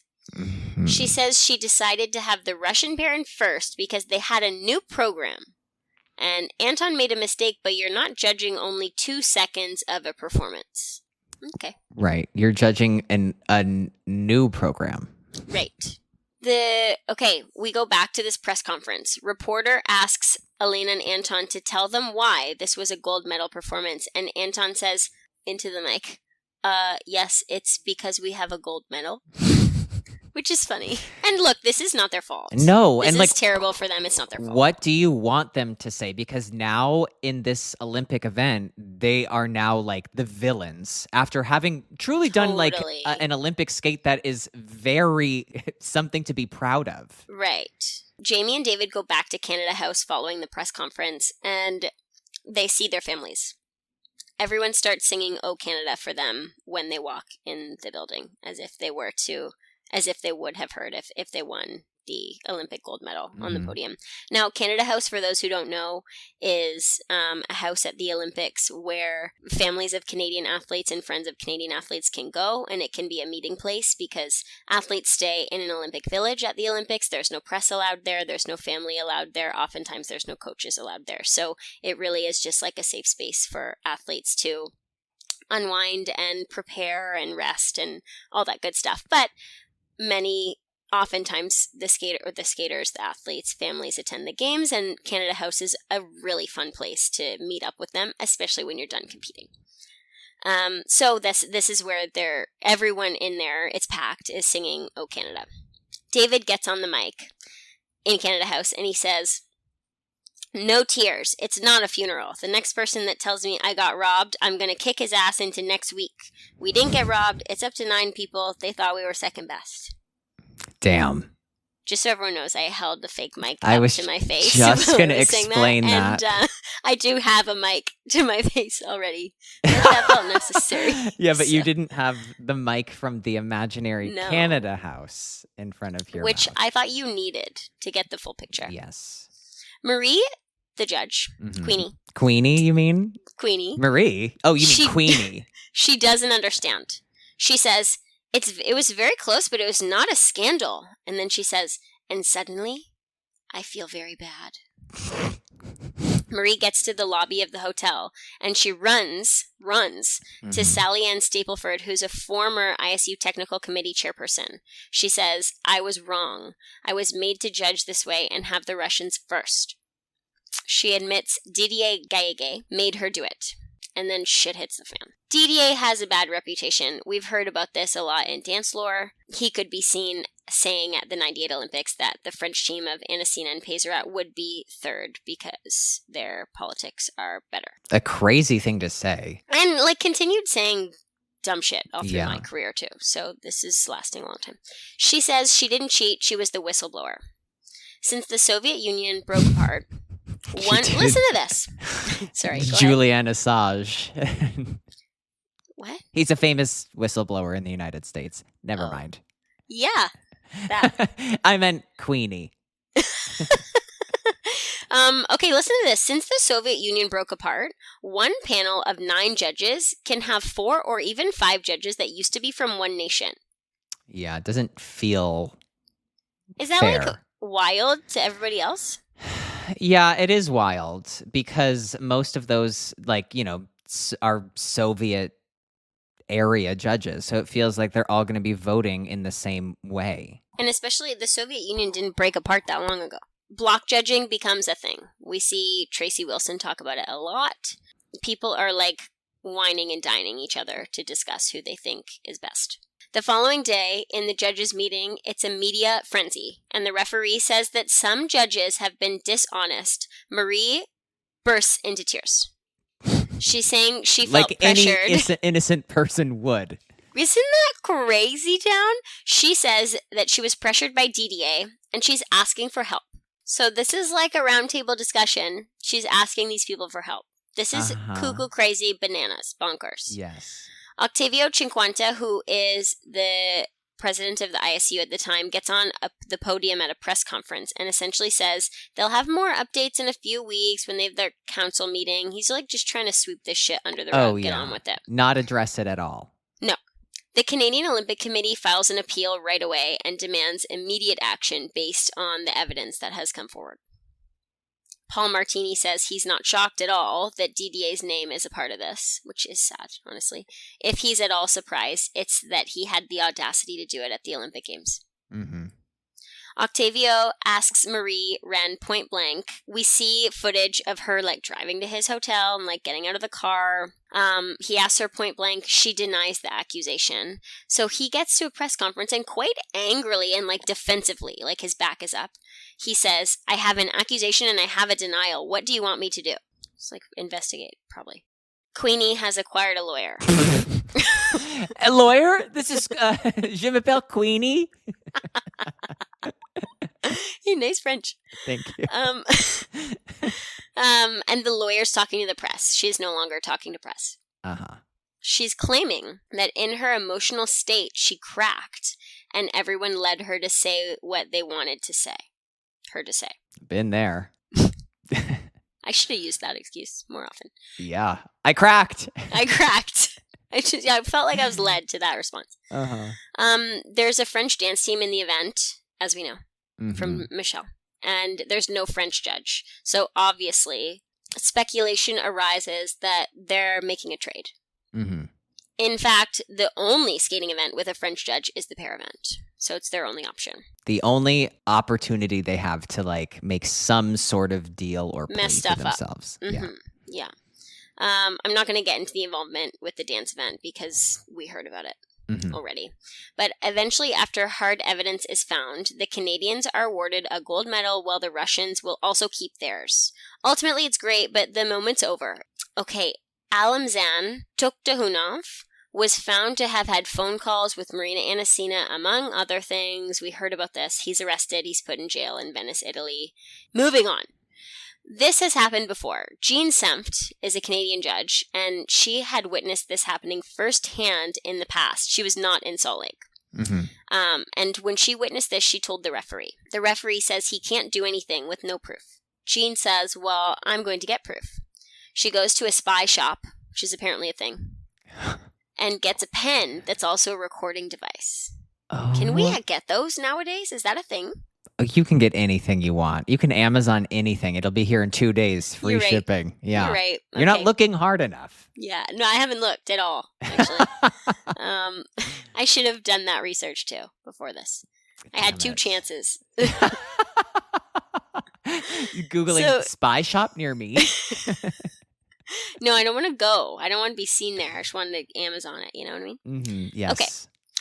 Jean's going to get proof. She goes to the spy shop. She gets a pen that's also a recording device. She sticks this pen to her bag, and she walks up to people sticking this bag in their conversations. The visual of like a woman with a giant pen, I'm assuming it's oversized, like cartoonish maybe, clipped to a bag, and her like one shoulder up of like, what do you think of that shoulder? What do you think of that? Just like nudging her way in. It's a good visual. You're right. Anyway, this scandal results in several changes to the judging system, and the code of points is implemented by the Grand Prix season in 03-04, and it's used in all events in 04-05 until the end of time. Yes. Marie Lagonia has not been back in a rink since this experience. She's suspended for 3 years. Didier also suspended for 3 years. Sandra Bezic is quoted saying, "These are adults playing with athletes' lives. It's unforgivable. It should be a lifetime ban." Yeah, it's insane. I understand why she would never want to show her face in a skating event again, but it's insane that she had the opportunity to. She could have 3 years later. She could have been at the Torino games, right? If she, were to True, keep going. Not even a whole 4 years. Right. She'd be back at the Olympics, tapping her toes and getting overwhelmed. Yeah, true. David Pelletier laughs while saying, "You get caught fixing the Olympics, you get banned for 3 years. That's it? What can you say?" Yeah, it's insane. A few months after Didier's banned from ISU involvement, his federation elects him as president, which means he hand selects the judges that go to events. He continues doing the same shit in a different role. I mean, that's how you know that you've stacked the deck in your favor before anything ever happens to you, so that if anything does, you have all of these safety nets so that you're right back in power. It's so awful. Yeah, he was like 5 steps ahead of this. He already knew exactly what he was going to do. Right. Elena and Anton retire officially in May of 2003, and they continue to skate on Stars on Ice tours. They never married, but they remain close friends. Elena has 2 children with ex-husband Stephen Cousins, who's a male figure skater from the UK. Elena and Anton skated together as recently as 2011 in Russian shows, and Elena even participated in like a kind of famous Canadian show called Battle of the Blades, where figure skaters team up with hockey players, and they put on performances for judges. And Great show. It is a good show. And they win money for charity. Jamie and David retire and turn professional. They tour for years with Stars on Ice and are inducted into the Skate Canada Hall of Fame in 2008 and the Canadian Olympic Hall of Fame in 2009. They get engaged on Christmas Day in 2004 and marry in 2005. They have a son who's born in 2007. They will subsequently get divorced in 2010, but they continue skating together in shows. Mm-hmm. Jamie goes... I'm going to get there. Jamie, we locked eyes, and you could read my mind and of what exactly I what was wanted happening. to say, because I'm getting giddy. Yeah, Thinking no, about it. I'm going to give you the lead. You can take the lead on it. No, you do it. Jamie goes on to remarry NHL star Craig Simpson, who was, I believe, her partner in Battle of the Blades, and they have a daughter. Born in 2013, they divorced in 2022, and Jamie says it was due to her belief in conspiracy theories. Her beliefs are also what led her to blocking me on Twitter, which crushed the little girl in me's soul. Well, she just decided to use her platform to go awry, truly. Yeah, she really did. She became, and I kind of knew her loosely. We toured together when I skated with my former partner Dylan. She was always very lovely to me. Her and David were always pretty good together, even though they were divorced. And look, I didn't even do anything to get blocked, okay? I wish I did more. I wish I did more to get blocked. Well, you must have done something. What did you do? I was on tour. You got vaccinated. That's what you... Pissed. She asked for a list of people who were vaccinated and blocked them all. You got the jab. And She it was does. over. She is an anti-vaxxer, and she has said that she believes putting masks on children is child abuse. She was spewing what I believe to be inconsiderate, ridiculous, inappropriate, nonsensical stuff. Do you remember what it was? I do. Of course you do.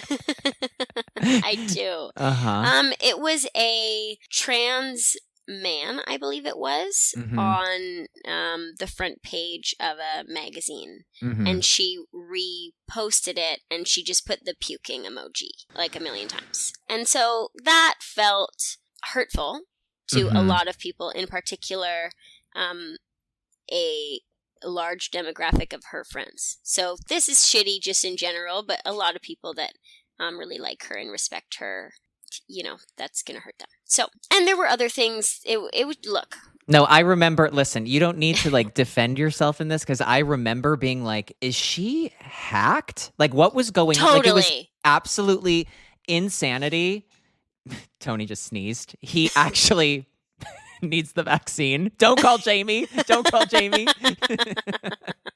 But I remember that like it was like completely out of left field, because I've also spent time with her and like never got this impression that it was like she was like tinfoil hat, let's go to the bunker. Like she lost her mind. Yes. And I didn't even say anything to her. I honestly wish I did, but I did not.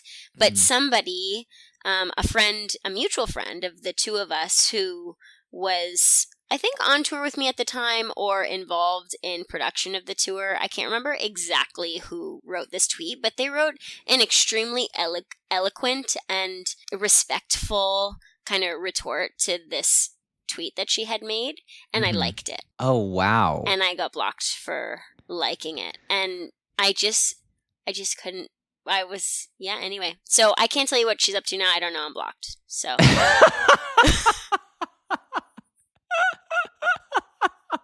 I wouldn't know either. I'm sure I'm blocked as well. If anything, check. Okay. I don't even know how to find her. What platform should I check? We're doing this truly live. Okay.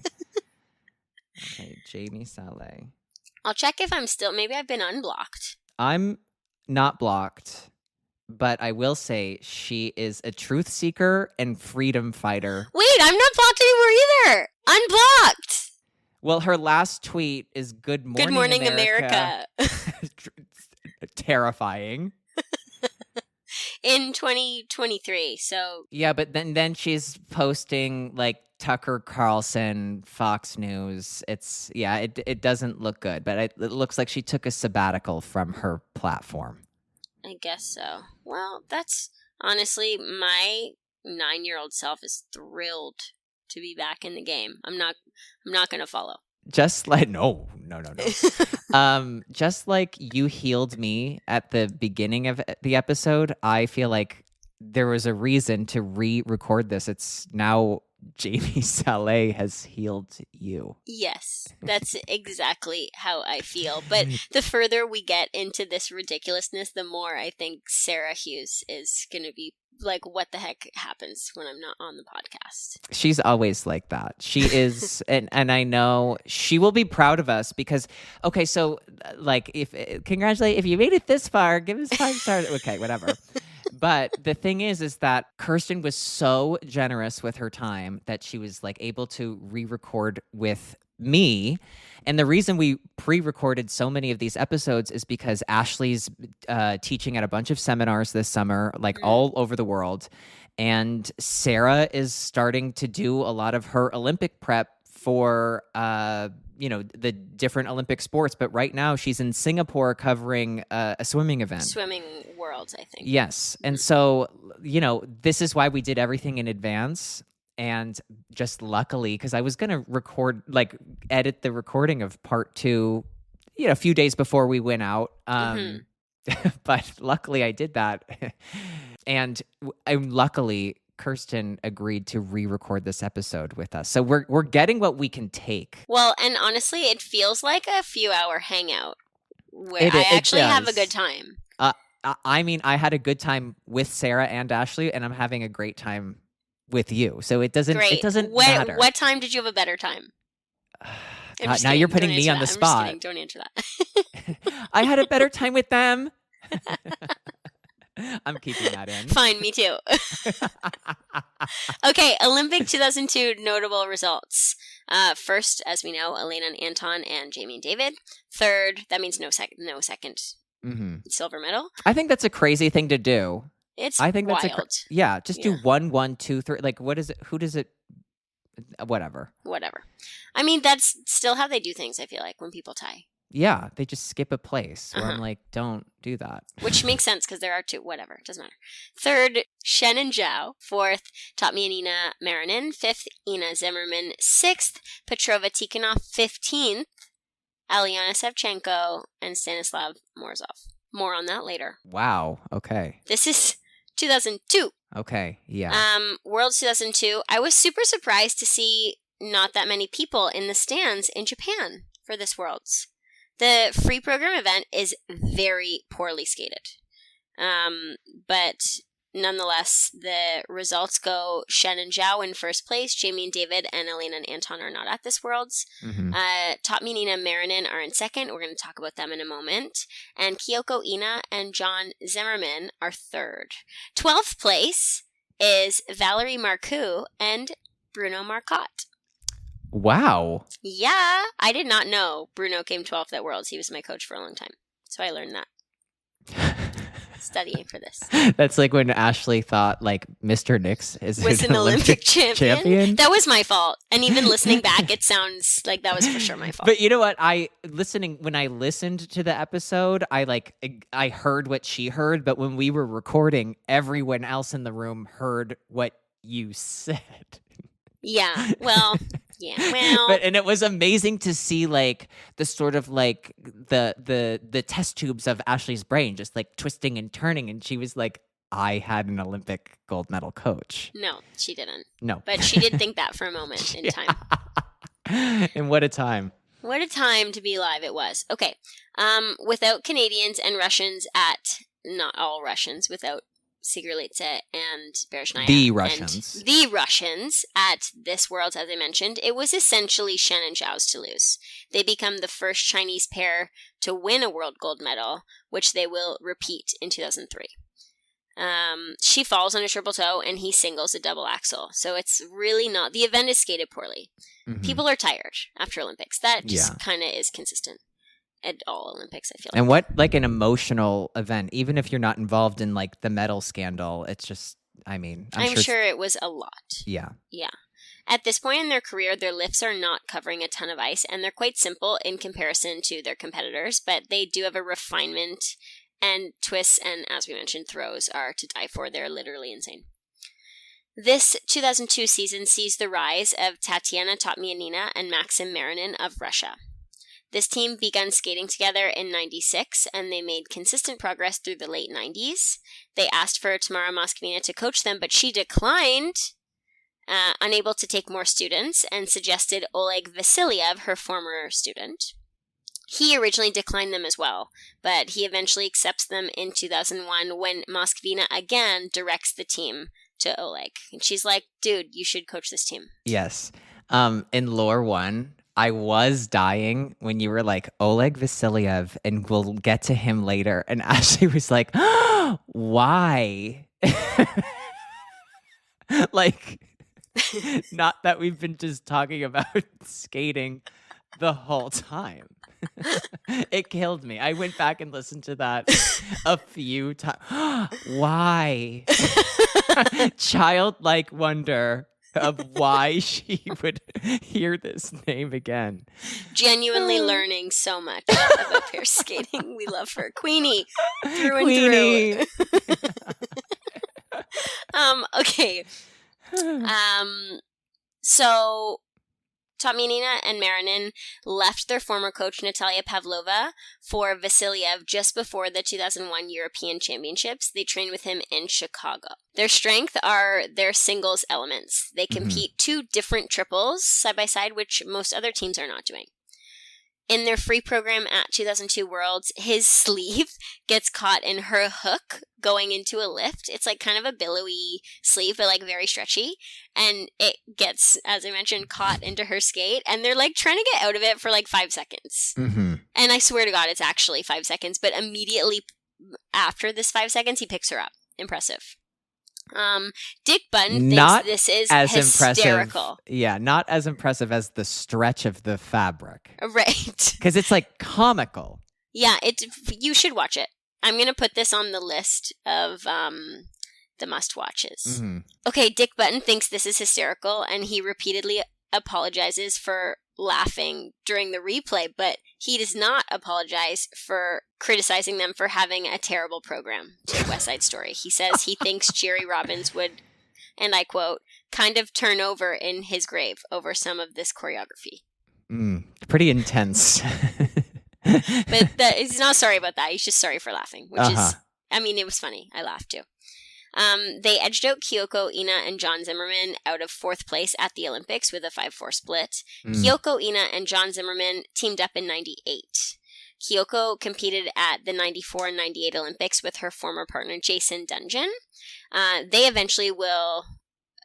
and Zimmerman will eventually train with Moskvina and Igor Moskvin, her husband, in Hackensack, New Jersey. They have this really cool style with such vastly different statures. He's very tall, she's very short. They do difficult lifts and like really cool like dance lifts or transitional lifts. Yeah. They do their final World Championships in 2002, where, as I mentioned, they're able to secure a world bronze medal. Though really not skating their best and being awarded 5 4s and 5 5s, they're able to secure the medal. Tamara looks pissed at the end of their performance. They pan to the coach and she's just not thrilled. I mean, they skated, it was rough. Kyoko and John look surprised themselves when they end up in 3rd, and they're like happy because they have a world bronze medal. Duh, you should be happy about that. But Tamara's just kind of like, okay, I guess. You know? Yes. She would prefer they skated well, I'm sure. In July of 2002, when the team had not yet turned professional, USADA chose to perform an out-of-competition doping test on Kyoko. The agent came to her home at 10:30 p.m. She said she couldn't produce a sample because she was already prepared to sleep. She thought it was rescheduled for the next day, but was later charged with refusing to take a doping test. You can't do that. You can't just tell them to come back.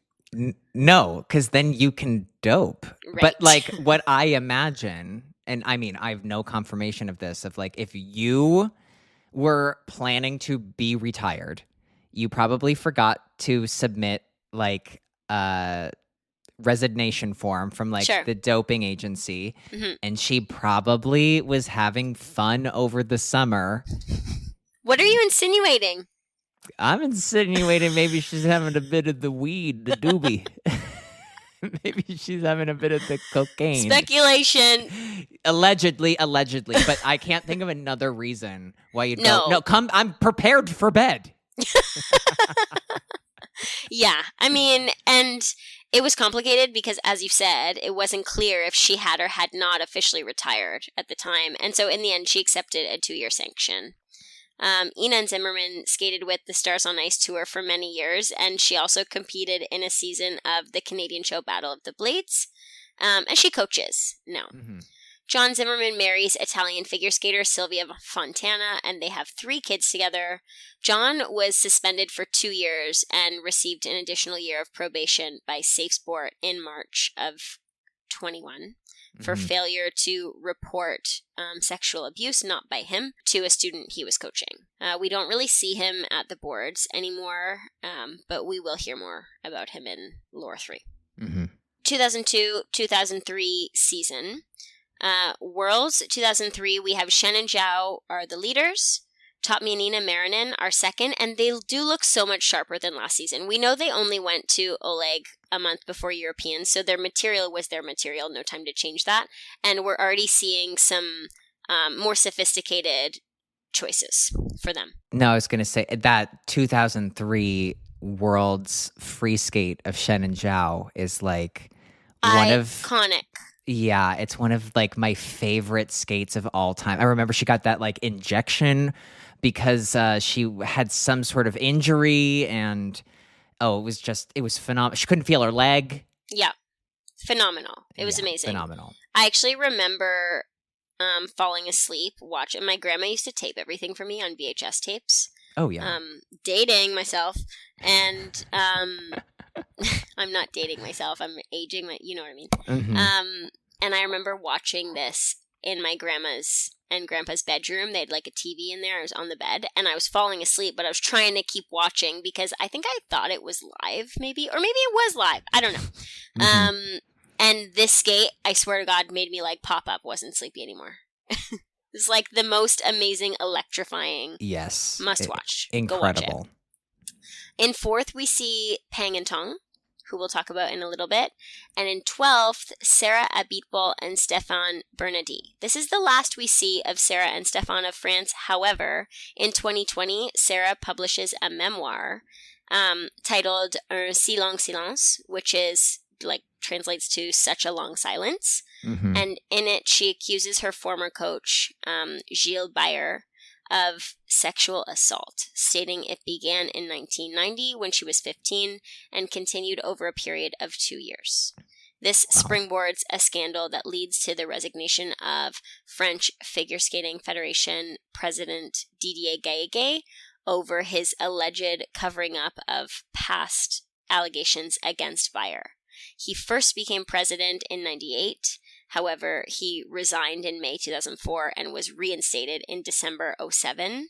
He was then succeeded by Natalie Pechelat, who we heard about in Ice Dance lore. But as we also heard in Ice Dance lore, she too has been replaced by someone who is seemingly one of Didier's people.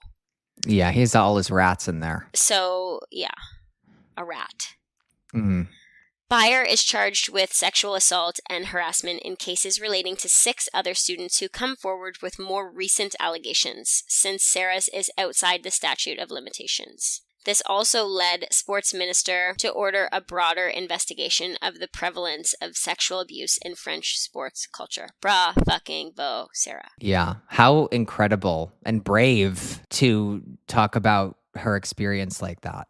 So yeah, it's amazing. And really, like, she has nothing to gain from doing that. She's doing that so that other people don't experience what she experienced, and respect. Okay, I wish I did this thing that Michelle did, which, I mean, when we recorded the first couple episodes, I hadn't heard dance lore yet, or else I would have stole that idea. But anyway, this one has a title. So, chapter whatever we're on, chapter 2003-2004 season, Yaobin's Redemption. Uh-huh. So you chose 2 hours into the recording to do your first chapter. Yeah, I mean, I think the timing's perfect, so I don't know what you're talking about. So, Worlds 2004 are in Dortmund, Germany. Yes. The famous vacation spot of George W. Bush Sr. Yes. George and Barbara kicking out by the Dortmund Fair. You know, they love it out there. This podcast is really taking some weird turns today. Anyway, we know that Yaobin went to a Dortmund Worlds in 1980, I believe, correct? Yes. And the 80th year, you mean? That's right, the 80th year. And came last, likely by a large margin, and was laughed at by the audience, including Irina Rodnina. So now he's back in Dortmund, and he has multiple teams at this event. Okay, Shen and Zhao, who are his front runners, have the free skate of the night, but they were only 4th after the short program, after Hongbo falls on the side-by-side triple toe. They're undoubtedly the better team, but they make mistakes. They won Grand Prix final by over 15 points a couple months earlier. So this mistake really took them out of really fighting for this world title. But this world is extremely well skated. We also have Qing Peng and Jian Tong, who teamed up in 93 by Coach Yaobin. When he moved to Beijing, they trained without a coach until 97 when they began training under him again. He came back. Mm-hmm. Though they had been climbing the ranks on the international scene since 99, they make a breakthrough here in a very difficult event. And so let me just walk you through this. I haven't talked about Totmianina Marinin. They win this World Championships. They do a really great free program. Mm-hmm. They get only one 6.0. Lame. Only one. So in lame. artistic impression. Shen and Zhao are second. They were fourth in the short, as I mentioned. They get 2 6.0s in technical and a bajillion in second mark. Mm-hmm. And this is the last World Championships where you can get a 6.0. You got it. Wow. Maybe they were giving them out easier, do you think? I think that if a performance was worth it, a judge who would be like, well, I can only reserve this for a perfect performance, and maybe some circumstance maybe would have done a 5.9, was more keen to do a 6.0. So I think, and also there were 25 judges on the panel. Yeah, that's why I said a bajillion, because I was like, that's so, I can't even count that many 6.0s. So Peng and Tong are third, and they too are awarded 6.0s in presentation. So commentators are baffled because a team that's coming third place is getting 6.0s, which is unheard of. The whole top three. It was an amazing event. You should watch all 3 of those performances from Worlds 2004. In fourth place is Petrova and Tikhonov. And in sixth place are Danjiang and Haozhang, who we're going to talk about a lot. Mm-hmm. Okay. 2004, 2005, Tatiana Totmianina is sporting a blonde ponytail. This feels necessary for me to bring up. I love it. It's very different from, she's always had this super short hair, super short haircut. And Pixie. Yes, and it suited her. It was great. It was lovely. But I just love this ponytail. I think it's so great. No, this made waves. Well, it made waves for me. Yeah. Oh, and me too. At my house, we were talking about Miss Boot Covers and Miss Ponytail. Yeah, I mean, that makes sense. It's good dinner conversation. So, it's also worth it to note, when I was watching her to prepare, she is so consistent. We rarely see this girl miss. She is so consistent. At Skate America 2004, Marinin falls on a lasso lift, and Totmianina slams into the ice headfirst. It is, to this day, one of the worst skating falls I've ever seen. So, to give you a little bit of insight on the type of lift they're doing, they are connected with 2 hands, grasped in 2 hands. So, when he falls unexpectedly and she goes forwards, she doesn't have any hands to break her fall. And I know I spoke a lot in Lore 1 about how the men are taught how to save the women in the best way they can. And in this particular lift, the men are taught to bend their elbows so the woman comes down along their back and not in front on their head. But again, sometimes it's just not possible. It happens too quickly. Obviously, Marinin, one of the best pairmen in the world at this time, it just is such a fluke. But like I said, she has no hands, and he falls with her forward, so she really just hits her head on the ice from, he's probably 6'2". Right. And then she's a whole person above that. Right. So, and she gets whacked. Right. And she falls hard. Yeah. Like a high speed. It's very, very bad. It's very bad. Don't watch it. And I found it so interesting that nowadays, when an accident happens, in skating or sport in general, the camera pans away. We don't watch it. We give the people space. In this particular one, they replay it. They're replaying it in slow motion. We're seeing it 4 times in this long program clip. And the commentators are like, turn away if you're squeamish. But we just wouldn't do that now. We would not show that again. But anyway. No. Yeah, it's very interesting how replays of injuries and stuff have completely changed. The game has changed for sure. Vasiliev, their coach, is the first to run out onto the ice. Emergency personnel is following closely behind. She sustains a concussion. She spends the night in the hospital. And she says that although she felt pain, she had no memory of the accident, and therefore she was not afraid. Oh my God. To return to the ice. And she says this saved her psychologically. Marinin struggled mentally, though, following this incident, and began seeing a sports psychologist to overcome it.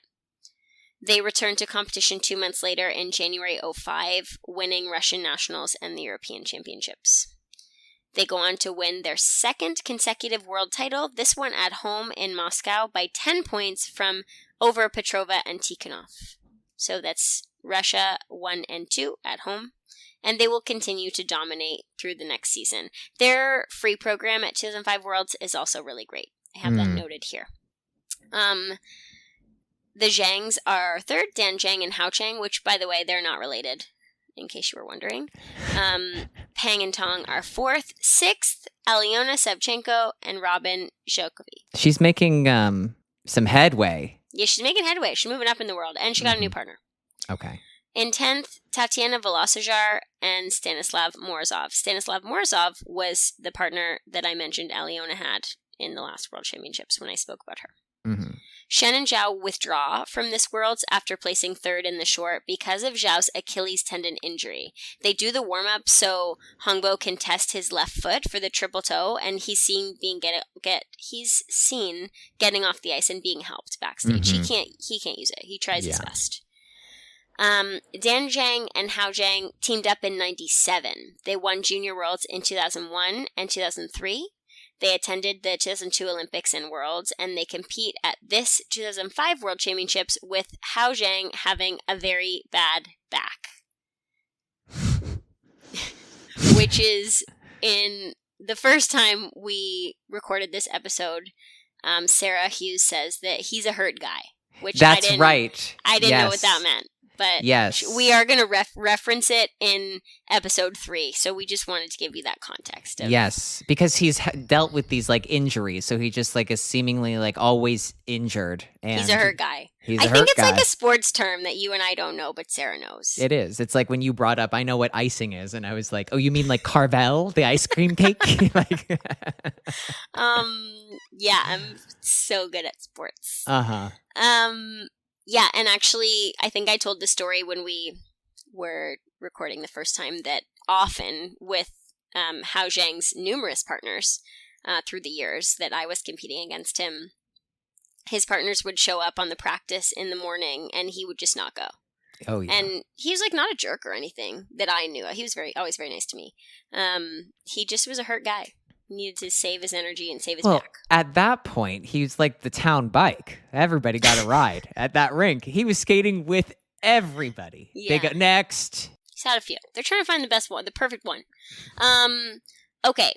We see a spray numbing being applied to his back when they're on the ice before they skate. So we're like, uh-oh, something's not good there. Mm-hmm. They're competing double axel, triple toe combinations, and though Dan falls in the free program, they are solid, and they have that same fantastic Chinese technique. And also, that double axel, triple toe combination is incredibly impressive for a pair team to be doing that. Adam. Ollie. Good night. But no, We've had a great time, and I cannot believe, as soon as it came out of my mouth, I went, it's over. It is incredibly impressive. I never competed a double axel, triple toe combination. And you're right. That's a totally fair thing to say. No, it's a difficult combination that for a while, like 4, 5, 6 years from now, it will become like a very needed combination in the women's event. Like you're right. You're so right. I'm being event. A baby. You're so right. No, you were right for me. The way I phrased it was Queenie, dramatic, and and fashion. No, not fashion. What was the third one? A little crazy. Yes. Yeah. No, you're right. It is, and it's worth it to be said that it feels like if you are able to do something in singles, you should be able to do it in pairs. But it is harder. There's like someone near your space, and there's timing and all that good stuff. It's incredibly impressive. You're right. I take it back. Yeah, okay? Well, because I think when pairs do like 3 jump combos, I'd rather like eat my own hair. I know. I've heard that so many times from you. I know. It is ugly. Is ugly, yeah. It's bad. But like I think a 2 jump combo like you can make work, but 3, it's like if you guys can like do some like American Sign Language between each other in between these like these one combination jump, it's like let's wrap it up and call it a day. You don't need to do the single axle at the end of this. Like, Look, it's not. If that's making you come third rather than fourth, you got to do it. No, and I'd be the first one in line at the single axle factory going, I'm ready for mine if that were the case. You know. Yeah, no, I get it. I always did double toe on the end of a jump as a 3 jump. And for a couple years, we did double axle Euler triple sow, which was one of my more baller years, I will say. I mean, it was pretty baller when, because you were also doing like toe, step, toe for a while. Yeah, and you know what's crazy? It's not worth that much more than triple toe, double toe. And honestly, but it was a cool move, so whatever. Pairs, no regrets. Combination jumps should be illegal. They don't add anything. No, but they do set some people apart, right? Like, that's what's tricky. If you're good at jumping and you can do a triple toe, double axle, and some people do it better than others, like Minerva and Nikita do a pretty good one, then you can set yourself apart with that. It's just like someone who has a really great twist gets 8+ points on it. Yeah, I'm trying to get close to 7 and praying every time I skate into it. Very diplomatic. Yeah. Because I also don't believe, just like Jamie Saleh does not believe in the vaccine, I do not believe that an axle as the second jump is a combination. No, it's not. It's a series. And I don't believe that it's two different. If you can push between. But that's why it's not a combo. It's a series. Well, no one's saying it's a combo, but I get what you mean. You should get more points if you do a double axle, triple toe. I've heard this in the podcast. If you can do a whole push, I get it. I'm with you. But I'm with you. I know. I'm with you. I'm speaking to the people who must go for it from a strategic point perspective. You're right. And I want to just put out on the record that like my disdain has nothing to do with the athletes, because I'd be, like I said, first in line. I'm Oliver Twist holding a bowl ready for my single axle. I want some more. I'd be doing single axles everywhere if it was like how I was going to get points. Ideally, they just do it better, though. I get it. Or not at all. I just... Yeah, fair enough. Now, back to you. Your opinion's valid. Thank you. We're going 2005, 2006. In August of 2005, Hongbo Zhao completely ruptures his left Achilles tendon while practicing a triple toe. 6 months before the Winter Olympics, forcing them to miss the season leading in. Disaster. It's a disaster. Peng and Tong also have a difficult start to their season, and they finish 6th at the Grand Prix final. First is Tatiana and Maxim. That's Totmianina, Marinin. Second is the Zhangs. Third, Alion and Robin. She's moving on up. Fourth, Petrova, Tikhonov. Still in the game. So impressive that they're still like in the mix. Truly. It's impressive. So, Shen and Zhao go... Okay, sorry. We're at the Olympics. I'm getting ahead of myself. Mm-hmm. Olympics 2006. By the way, there are 14 elements in these free programs. I will say, like, in the 2006 Olympics, it's like the very first, like, full season of this, like, new judging system. Like, they used it at, like, because at the U.S. Nationals, we were still using 6.0 until 2006. Okay. And so 05 Worlds is the first new system, whatever. But these programs have too many jumps, too many everything. The 4 leveled spins. It's insanity. Wild. Yes. Mm-hmm. Which makes sense of like eventually throughout like the course of time, elements will get like removed from these, very rightfully so. It was like, I don't know how people survived these. One of which was a spiral sequence, which is a sight in pair skating by most teams. Not all. Looking at you, Ty and Randy, but most. It's not great. So Shen and Zhao are at the Olympics. They've missed this whole season, but they go to the Olympics. They go into the free in 5th place, having missed a triple toe and a death spiral in the short. Oh, God. Sandra Bezic fears that Shen and Zhao do not have the conditioning nor the muscle memory to get them through 4.5 minutes. Shen misses the toe in the short, as I mentioned, and she misses the double toe on the end of the triple toe in the free, which Dick Button would say is unnecessary and uncalled for. Mm-hmm.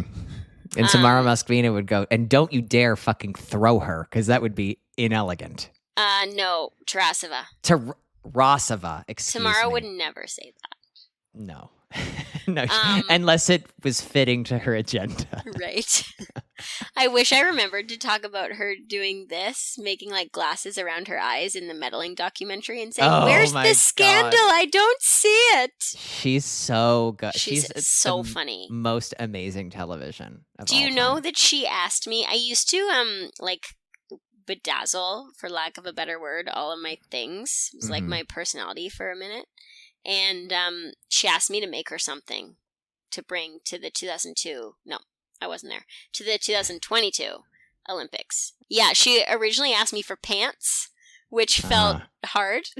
Yeah, and expensive. I made her a phone case. Yeah, that's better. And there's a photo of me presenting it to her and holding it. I can send it to you for the Instagram of this episode if you want. Yes. Anyway. Hongbo Zhao misses the double axel in the free, but they really do a superb job considering the year that they've had. Okay? Dan Zhang and Hao Zhang are perhaps the story of this Olympics. They go in as medal contenders, and they include a throw quad Saukow in their free skate as the first element, which had not yet been landed in competition. They're skating so fucking fast. It's obscene. Yeah. They're flying. He tosses her, okay? And as we mentioned earlier, higher, farther, faster, toss. Yeah. She does 3.5 rotations and falls on her lady business so fucking hard. Yeah.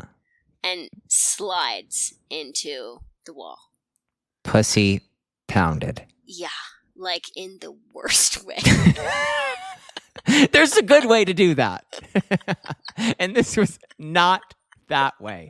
And now it's making sense why Tatiana Tarasova said it's inelegant to throw your partner away. That was inelegant. That was super inelegant. No, this was like awful. It was awful. She stumbles up. He's helping her up. And then she goes to the door to get off the ice. And Yao Bin meets her at the door. And he's like kind of holding her arm, but he's like standing in the way of the door. And we're like not sure what's happening. Like, is he getting her off the ice? Is he telling her what to do on the ice? It's unclear. And, you know, I can't really hear any dialogue, but I don't understand that language either. I don't know if they're speaking Mandarin or Cantonese, but I don't understand it regardless. Right. It's not Japanese, which you are able to translate. So we kind of have no idea what's happening, but eventually he like kind of pushes her out and makes a motion to like test it out. And I have no idea what she's testing because I'm sure her whole body's broken. Right. Like, she's testing to see if like the uterus is still there. Like it's crazy. Yeah. You know, and because the way she smacks down, I immediately felt like in that moment watching it was like, oh, she tore the muscles in her legs. Like they've ripped apart. 100%. What is she testing? I just have no idea. I just don't know. Yeah. And this could all be driven by her wanting to continue. It's like hard to predict what's really going on here. But Hao Zhang signals to the ref that they are going to keep going. They're doing this thing. I listen to the British feed, and commentators are saying surely it's only pride that's forcing her to do this. They start up again, and the first thing they do, she doesn't do a walkthrough. No. This girl doesn't do anything except for like bend her leg in a weird way that tests nothing. Okay? Yeah. No, she just was testing like, is the vagina still there? Is every internal organ still inside? Yeah? Yeah. Okay. Sorted. So the first element they do is a double axel triple toe loop combination. They land it. Well, what? Like very well. People are baffled, myself included. Long story short, they win the silver medal, which results in some controversy because the ref stopped the music, obviously, because, you know, they fell very hard and they took a long time to start the music, but they receive a deduction for the fall, but nothing for interruption in excess, which it was. The British commentators, before they get their scores, are thinking they may get 4th or 5th after their skate, but they commend them on an amazing feat. And then the commentators also say they feel like the judges got carried away with the emotion because they don't understand the result. Apparently, the only injury she has is a ligament strain. That's it. All right. But when the marks, sure, when the marks come out, Whatever you say. How picks up Dan in like kind of a rough way. Like he's being nice, like he's excited, but we're like, oh my God, put her down. Right. And, you know, she goes into the second throw. I didn't say this. I think she steps out of it, if I remember correctly. But imagine going into a second throw when not 10 minutes earlier you almost died on a first one.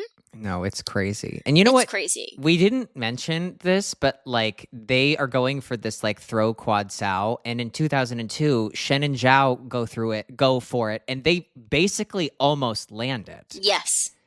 And so it's like they're trying, I think like the Chinese have decided that this throw quad is like, that's going to be this secret weapon. So they go for it again here. Unfortunately, they do not have the same fate as 2002. Their technical score is 4 points higher than the other two Chinese teams, which ultimately makes the difference. But their second mark is lower, which makes sense. Pang and Tong pop a couple of jumps. Otherwise, they skate really solidly. But it's the Olympics, and it's a tough event. Totmianina and Marinin are skating to Romeo and Juliet, and again, they're doing two different side-by-side triples. They nail them. They're on fire. They're a different team than we saw a few years ago skating to West Side Story, and they win the Olympics, carrying on Russia's tradition of winning. Second, as I mentioned, the Zhangs, Dan Zhang and Hao Zhang. Third, Shui Shen and Hongbo Zhao, an incredible feat after missing the whole season for a ruptured Achilles. Fourth are Peng and Tong. Fifth, Petrova Tikhonov. And sixth, Aliona and Robin, which we remember almost without their coach Ingo due to his being a rat. Seventh, Reina Inu and Bald Johnwin. Bald Johnwin. Back at it. Welcome back, Bald Johnwin. We have to talk about them because they land the first throw triple axel in the short program. It's gorgeous. John is fist pumping mid-program. She lands it, and he's just like pumping his fist. He doesn't care about the rest. He's over it. They came to do this thing, and they did it. In the free program, they try this element. When do you think they have it? What element? Well, I'm going to tell you that I remember it was like at the 2 or 3 minute mark. Like it's far in. Is that correct? It's the 8th element. What are you doing? Because I remember watching it at U.S. Nationals, and it was like, TikTok, honey. TikTok, Bald Johnwin. Get Rena into the air. Surely you're not doing it. Yeah. Yeah, and I just remember they landed it in the free skate at Nationals, and it was like an unreal moment. Okay, so it was possible. They do fall at the Olympics, but it's a great attempt in the free. John and brother Don Baldwin. That's not as funny. Bon Baldwin. We're both pair skaters, and they're both married to their skating partners. Okay, so that is how she goes at that Olympics. That is how she goes. That's how the cookie crumbles, as they say. Totmianina and Marinin do not compete at Worlds this season, and they later declare retirement. Totmianina marries Alexei Yagudin. They have 2 children. Maxim marries a ballerina from the Moscow Theater. They also have 2 children. Worlds look like this. Peng and Tong win. Zhangs are second. Petrova Tikhonov third. Rena Inu and John Baldwin fourth.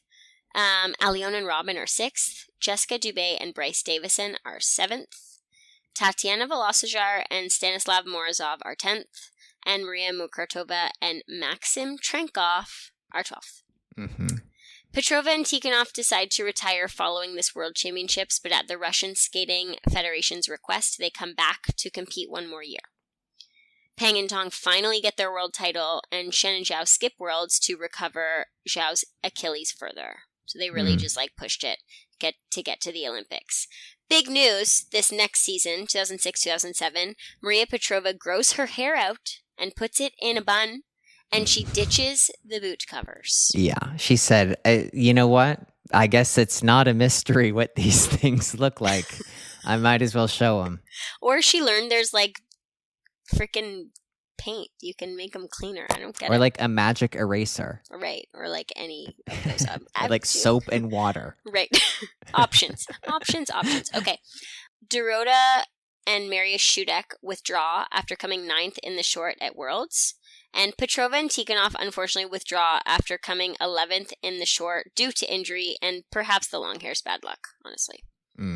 It's never good when a short-haired woman decides to grow her hair. I did that once. And it was never good. I'm still working on it. Oh my God, I forgot that you had short hair. Yes. Yeah, I did. My coaches thought it would make me look more mature because Dylan was 8 years older than me. Ah. And I was 16 and he was 24. And so they said a short woman has mature hair. You should be dressed like Bald John. What I meant. But also, the inspiration pic was a picture of Shaylin Bourne with short hair. She looked gorgeous. Mine did not look like that. It was a disaster. Well, just because it's like, I mean, I think it looked good, but you were 16. Also, it didn't look good at the beginning. You didn't see me the first year because you didn't know me, but it was bad.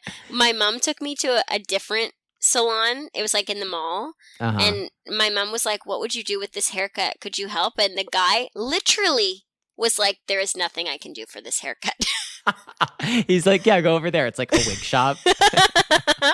It was bad. Okay. You know, I will tell you, because I don't think you ever bring it up, but my favorite like moment about your pair's career was when you and Dylan did have like matching hair. Yeah, that's then. Yeah, we were like highlighters. It was amazing. It wasn't. And we looked like our coaches also. Yes. Oh my God, that's right. Like quadruplets. Yes. Disaster. That's a disaster. That's crazy. We're moving on. Yeah. Okay. Shen and Zhao set a new world record, and they win their third world title in 2007. Shortly after they get married, they announce their retirement from sport. Worlds looks like this. Shen and Zhao first, Peng and Tong second, Aliona and Robin are third. They won Europeans this year. In fourth, Tatiana Volosojar and Stanislav Morozov. We know Stanislav competed with Aliona previously. Mm-hmm. And the Zhangs are in fifth. So let's talk about Aliona and Robin. Aliona is Ukrainian-born, though skated for most of her career for Germany. She first started skating at age 5. Eventually, she convinced her parents to let her skate at a rink 50 kilometers away, which required her to arrive at a bus stop at 4 a.m. for a 2-hour ride to the rink, and nobody is surprised. No. Wow. Yeah. I mean, feels she was very Aliona. Always, yes, exactly. She started skating pairs at age 13, and she's the junior world champion with her former partner Stanislav Morozov.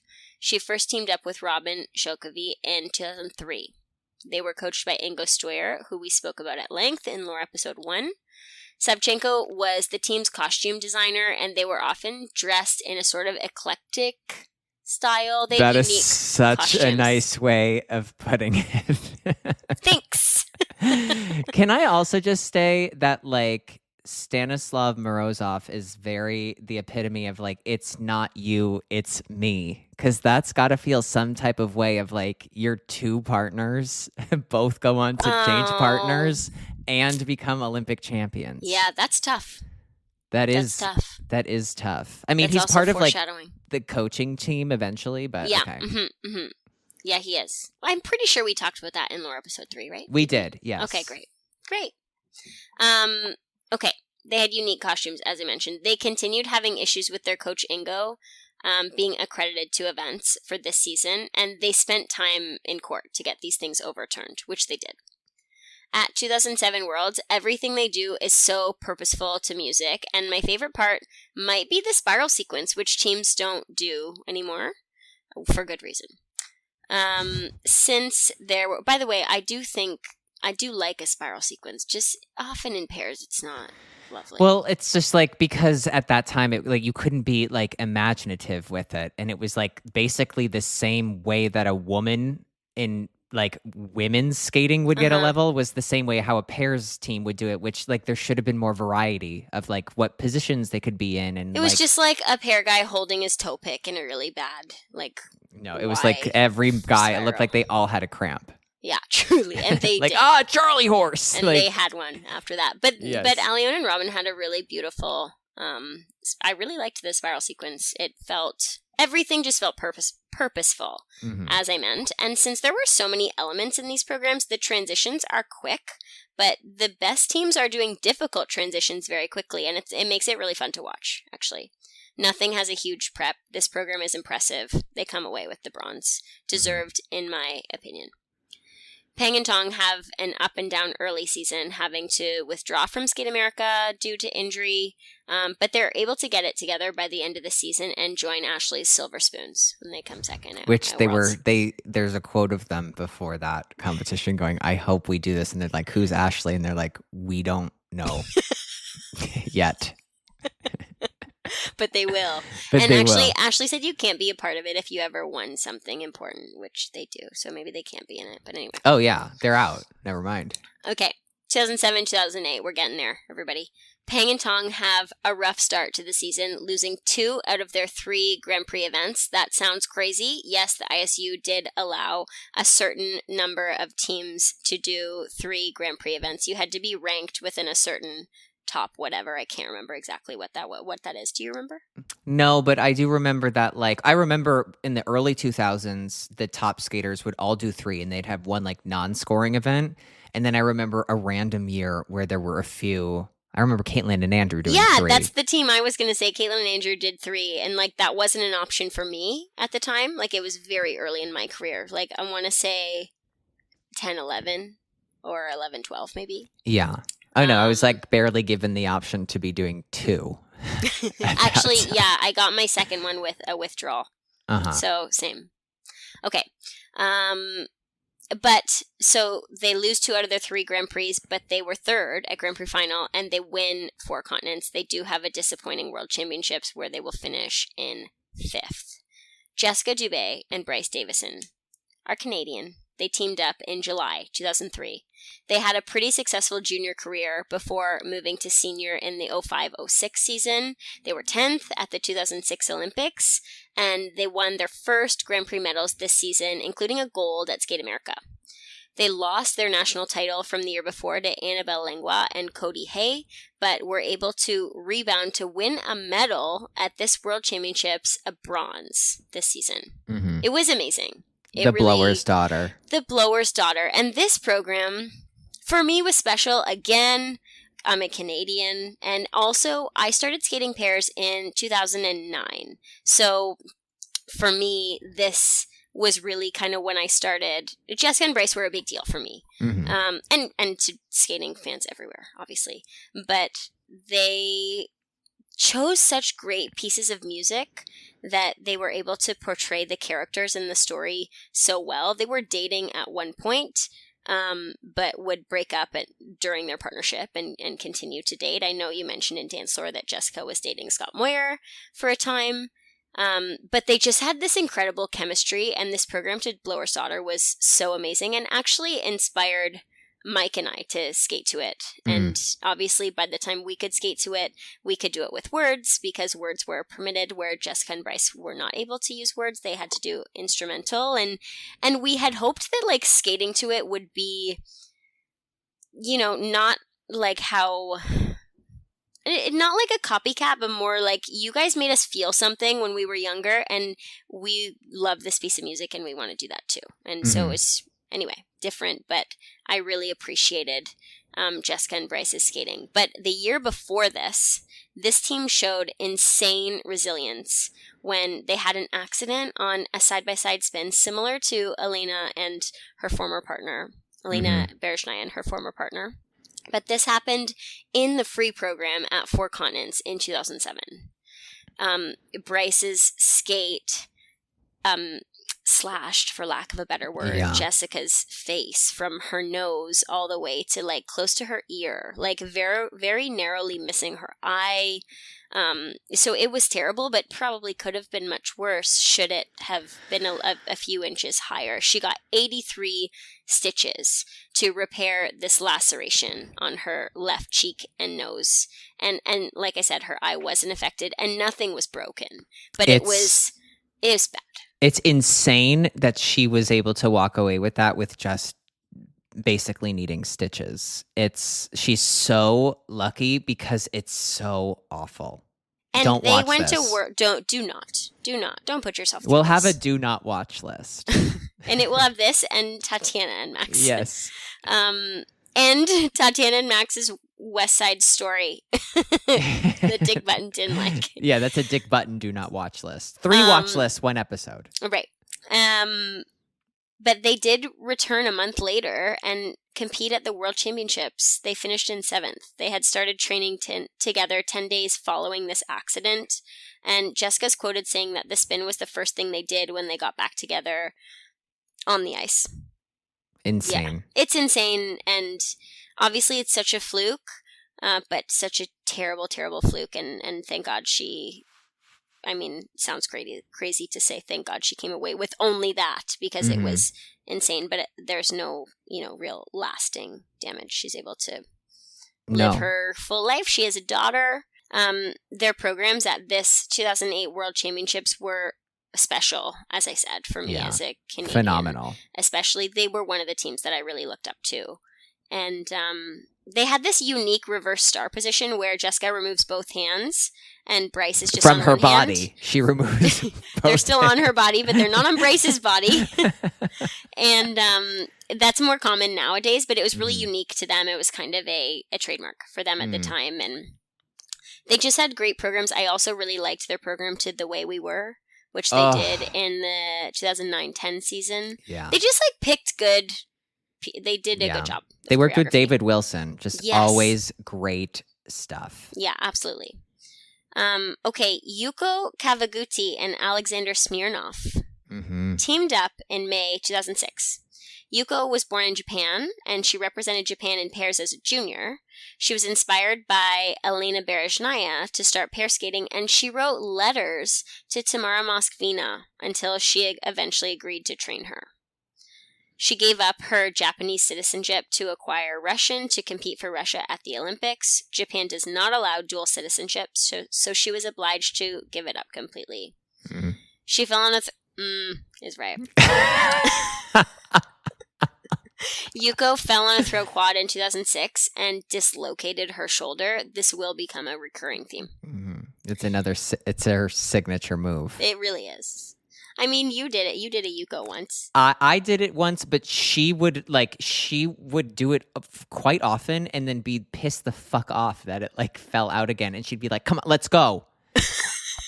I think Yuko is one of Tamara Moskvina's favorite students of all time. I've just always gotten that feeling that she loves this girl because she knows this girl loves skating as much as she does. And, I mean, who's not flattered when they get tens of letters written to them begging them to coach somebody? No, tens. I made that up. I don't know how many it was. Well, I've got your tens of letters. It's long. 8 inches. 8 inches. Okay. This podcast is gonna get long if you don't keep me on track. Gonna get long. Okay, I want the listeners to know that I'm the only discipline that did 3 episodes and not 4. So if they're long, don't come for me. Just split it up. Yeah, that is absolutely so true. I actually like when they're long. Me too. When I'm not on them, even when I'm just listening on a Wednesday, because then it takes more of my work drives. Takes more time. Yeah. It's actually really great when I can have a whole episode last me until the next week, which didn't happen until Lore started. But anyway, I digress. Yuko and Alexander win Russian nationals over Maria Mukurtova and Maxim Trenkov, despite a 3-point deduction for stopping the program. They stopped because after falling on a throw quad, she dislocated her shoulder once again. And yes, she does get pissed. She pops that baby back in. But she's annoyed for the 3 points. Yes. Lost. No, she's annoyed. And Trenkov and his partner, they're annoyed at each other. So everyone at this event is annoyed. Worlds 2008, Aliona and Robin win. First place, Danjang Haojang second. As I mentioned, Dubé Davison are third. Kawaguchi Smirnov are fourth. Peng and Tong fifth. Sixth, Megan Duhamel and Craig Bunton. 7th, Maria Mukurtova and Maxim Trenkov. 9th, Tatiana Volosajar and Stanislav Morozov. We're in 2008, 2009, and we have 2 seasons left to go. We're killing it. We can do it. We got this. Aliona and Robin defend their world title despite Aliona fighting the flu. They are doing this thing where the throw triple Szolkowy is the last element and literally on the last beat of the music, and it's cool AF. They're like kind of the first ones to do this. Other teams will end up doing this too, but they, I feel like, make this a thing. Yeah. In the free program at this World Championships, Yuko falls on her cheek on a throw quad, but they just carry on. No harm, no foul. They lose out on the silver medal to the Zhangs by 0.13. And she will suffer the same fate on a throw quad Szolkowy the following year at NHK and lose points for falling and interruption in excess. Oh my God. Anyway, regardless, they still earn their first world medal at Worlds this year. It's a bronze. Mhm. Alyon and Robin are first, Zhangs are second, Kavaguti Smirnov third, Peng and Tong fourth, Trankov with his partner fifth, Tatiana Velocijar with her partner sixth, Dubé Davison dropped to seventh, Megan Duhamel is ninth, and in 12th, we have Vanessa James and her partner Yannick Bonner. This is another disappointing Worlds for Peng and Tong.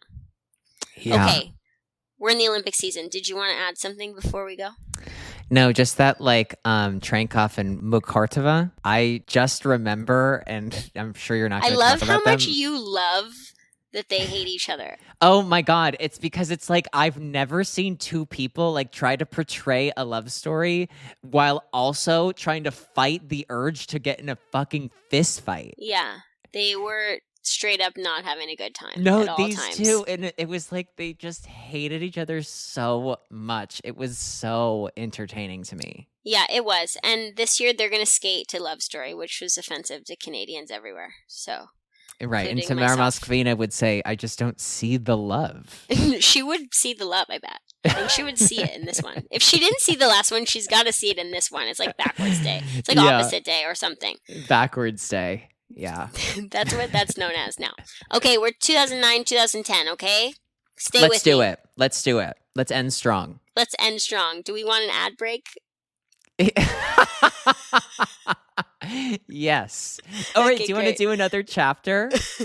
No. Chapter- I don't have it. 11. Oh, what is it? Bankruptcy. No. No. Okay. The Vancouver. Vancouver. We're in Vancouver. Almost. Vancouver? Barely know her. No, okay. It's not that late. No. Okay. It's not. Okay, the start of this GP season Grand Prix season sees Alyon and Robin do the worst long program probably of their lives when they missed both jumps, fall on a back right outside edge, Aliana Mhm. falls, and then fall on a back outside death spiral, which leads me to believe something's going on with her blade. And then they do a throw single Szolkowy. They show up at Skate Canada 4 weeks later with a new long program. They scrap the You'll Never Walk Alone piece and they change it to Out of Africa. I loved this loved Out of Africa. Out I of remember Africa when they too. did it like at Skate Canada and was like, whoa, okay, they came to play with the right stuff. Yes, me too. Also, I was in that. That was my first Skate Canada, 2009. Skate Oh Canada. my. Yep. And I do remember loving this Out of Africa free as well. At Skate Canada, they're awarded the first perfect 10 in components under the Code of Points. Wow. For the so the judges liked it too. Mm-hmm. Duh. Not just us. Not just Plebeians. though our opinion is very important. Yeah, especially in 2009. Right. So anyway, for the short program this season, they skate to Send in the Clowns, and they both wear full clown makeup. More so earlier in the season Yes. than it got a little bit less. But I distinctly remember thinking at the time that Send in the Clowns, I'm pretty sure, is not specifically about clowns themselves. No, And when so- Stephen Sondheim wrote it, he wasn't thinking of two Germans from Oberstdorf, Germany, and their secret police coach going, well, here's the thing. You don't speak German. I don't speak German. We don't know how this song translates. You're right. You're so right. You know what? Thank you for giving me that perspective. The internet's perspective says it's a song about regret and missed opportunities, particularly in love. The composer Stephen Sondheim used the theatrical trope to express the singer's realization that she has made a mess of her romantic life and she now finds herself alone. So, Right. I mean, it's a beautiful program and it's a beautiful piece of music, regardless. But it's like it's insane. I mean, Send in the Clowns, like one of my favorites is like Unikim from 2014 Olympics. That's I was going to say that. Yeah, it's like that's the correct interpretation of like the song. Mm. This is like Send in the Clown. Dun, dun, dun, dun, dun, dun, Here we are.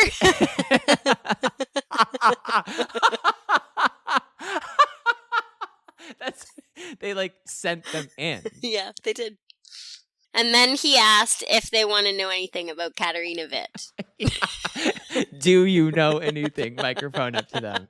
Yeah, no, what they didn't say is they're skating to Sent in the Clowns because they're sent in the clowns. Yeah, send them in. We're here. That's so funny. Okay, so Grand Prix look like this. Trophy, Eric Bompard, Maria and Maxim win. Jess and Bryce second. Aliona, Robin third. That's where they had that disaster. Yeah. Competition. Rostelecom Cup, Peng and Tong win. Cup of China, Shen and Zhao win. NHK, Peng and Tong win. Skate America, Shen and Zhao win. And Skate Canada, Aliona, Robin win. So we have Shen and Zhao winning 2 for 2, Peng and Tong winning 2 for 2, and then Aliona is first and third because of that unfortunate event. Grand Prix final looks like this, heading into the Olympics. Shen and Zhao are first, Peng and Tong are second, Aliona, Robin are third. The short program at the Olympics is a great event, and Shen and Zhao skate first because, I mean, we kind of just breezed by this. I told you that they retired and then they got married, and then I just started saying their names again, and I didn't tell you why. They came back. They're back. They're here again. If that wasn't obvious, now it is.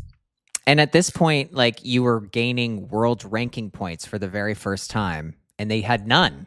That's right, which is why they skated first. The draw for the short program at Olympics is done, well, at all events, is done, or most events, I should say, is done based on your world ranking. So athletes are often trying to compete in lots of these international competitions where they can earn more world ranking points so that they can have a higher world ranking placement and skate later in the event. You're always trying to skate later in the event.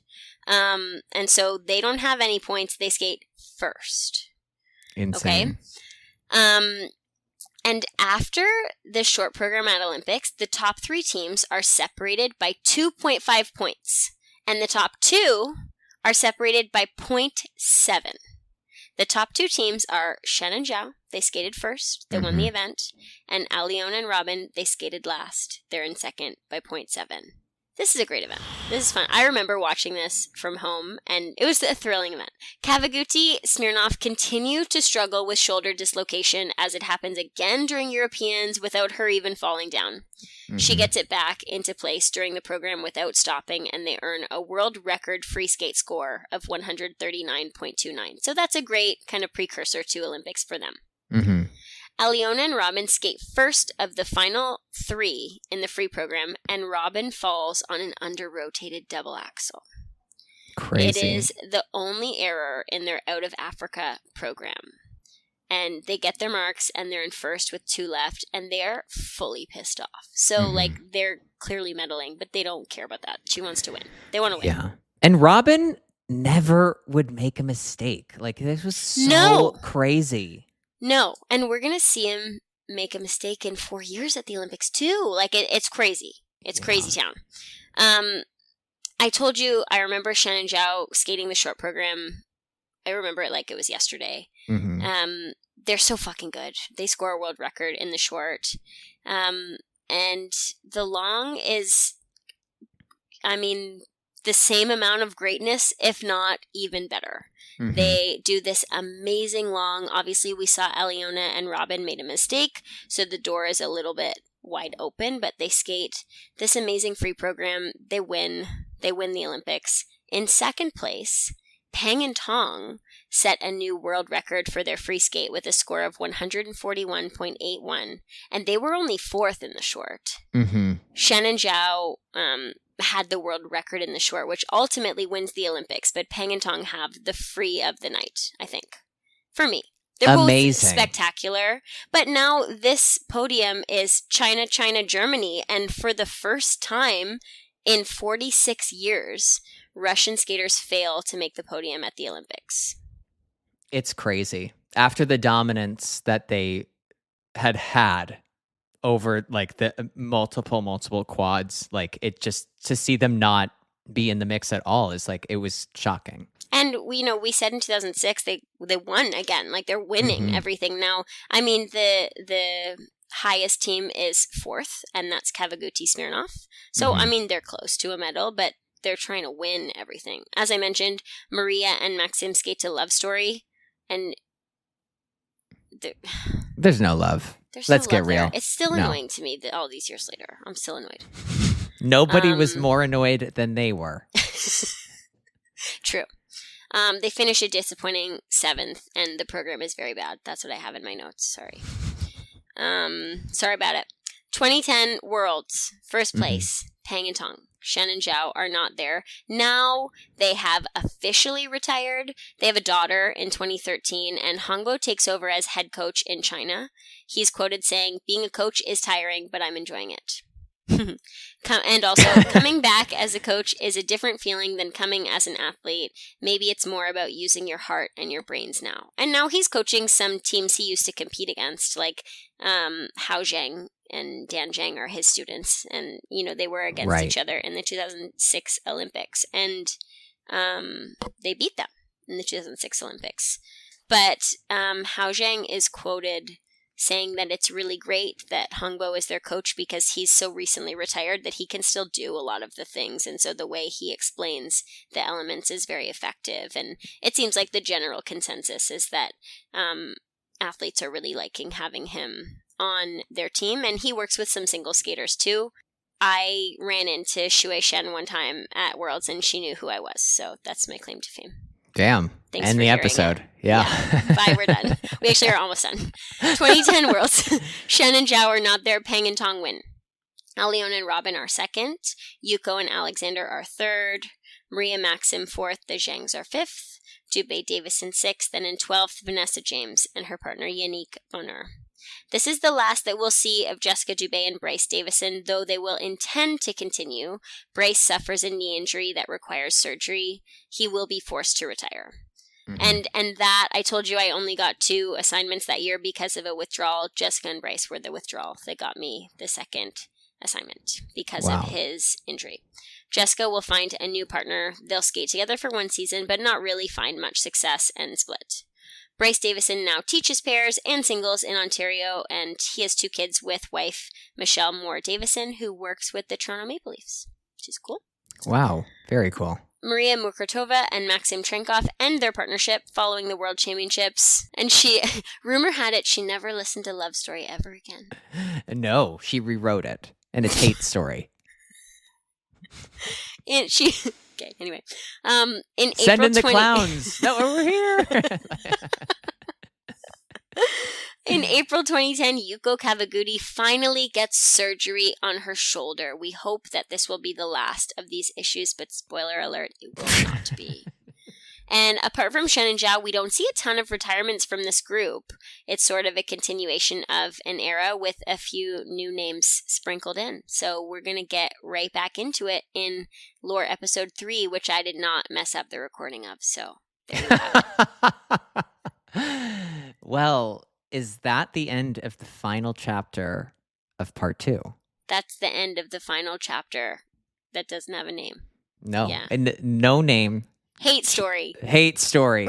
That's a good one. Yes. Kirsten, thank you so much. 1, for doing this in the first place, and 2, for doing it in the second place. Thanks also for doing it in second place, and I'm sorry that the listeners don't get Sarah and Ashley's opinions on it, because we had a fun time with them also, but we have passed 3 hours here on our recording, and Ashley, I don't think, wants to listen to pairs for 3 hours. No, and I'll say that I think that when we've done this, just the 2 of us, this did go much longer than it did with the 3, like with all of us before. Yeah, I agree. I think we got off topic a few times. Yeah. We sent in the cloud. We're here. We sent in the clouds. yeah, don't bother. They're here. Oh, God. Makeup Kirsten, coming. Makeup coming. thank you so much. 1, for doing it, yes. And 2, for re-recording it. I'm sure everyone appreciates it. I know I really appreciate it. Ashley and Sarah, they both appreciate it. They were both very grateful that you agreed to do this again. So we love you. And we also can't wait to hear from you next week in part 3, which did happen in the past, but now it's the future. And it is long, and I'm really sorry. No, I think you're the only one who's sorry. Everyone's going to love it. I'm in the middle of editing it right now, and it's very good. Very phenomenal. Yeah. I'm glad to hear it. All right, everybody. We love you. Thank you so much. And give Kirsten Moore-Towers a big thank you, too. Find her online. Give that gal a message. Don't block me. Don't. No, and get vaccinated. We'll see you next week. Bye, everybody. Bye.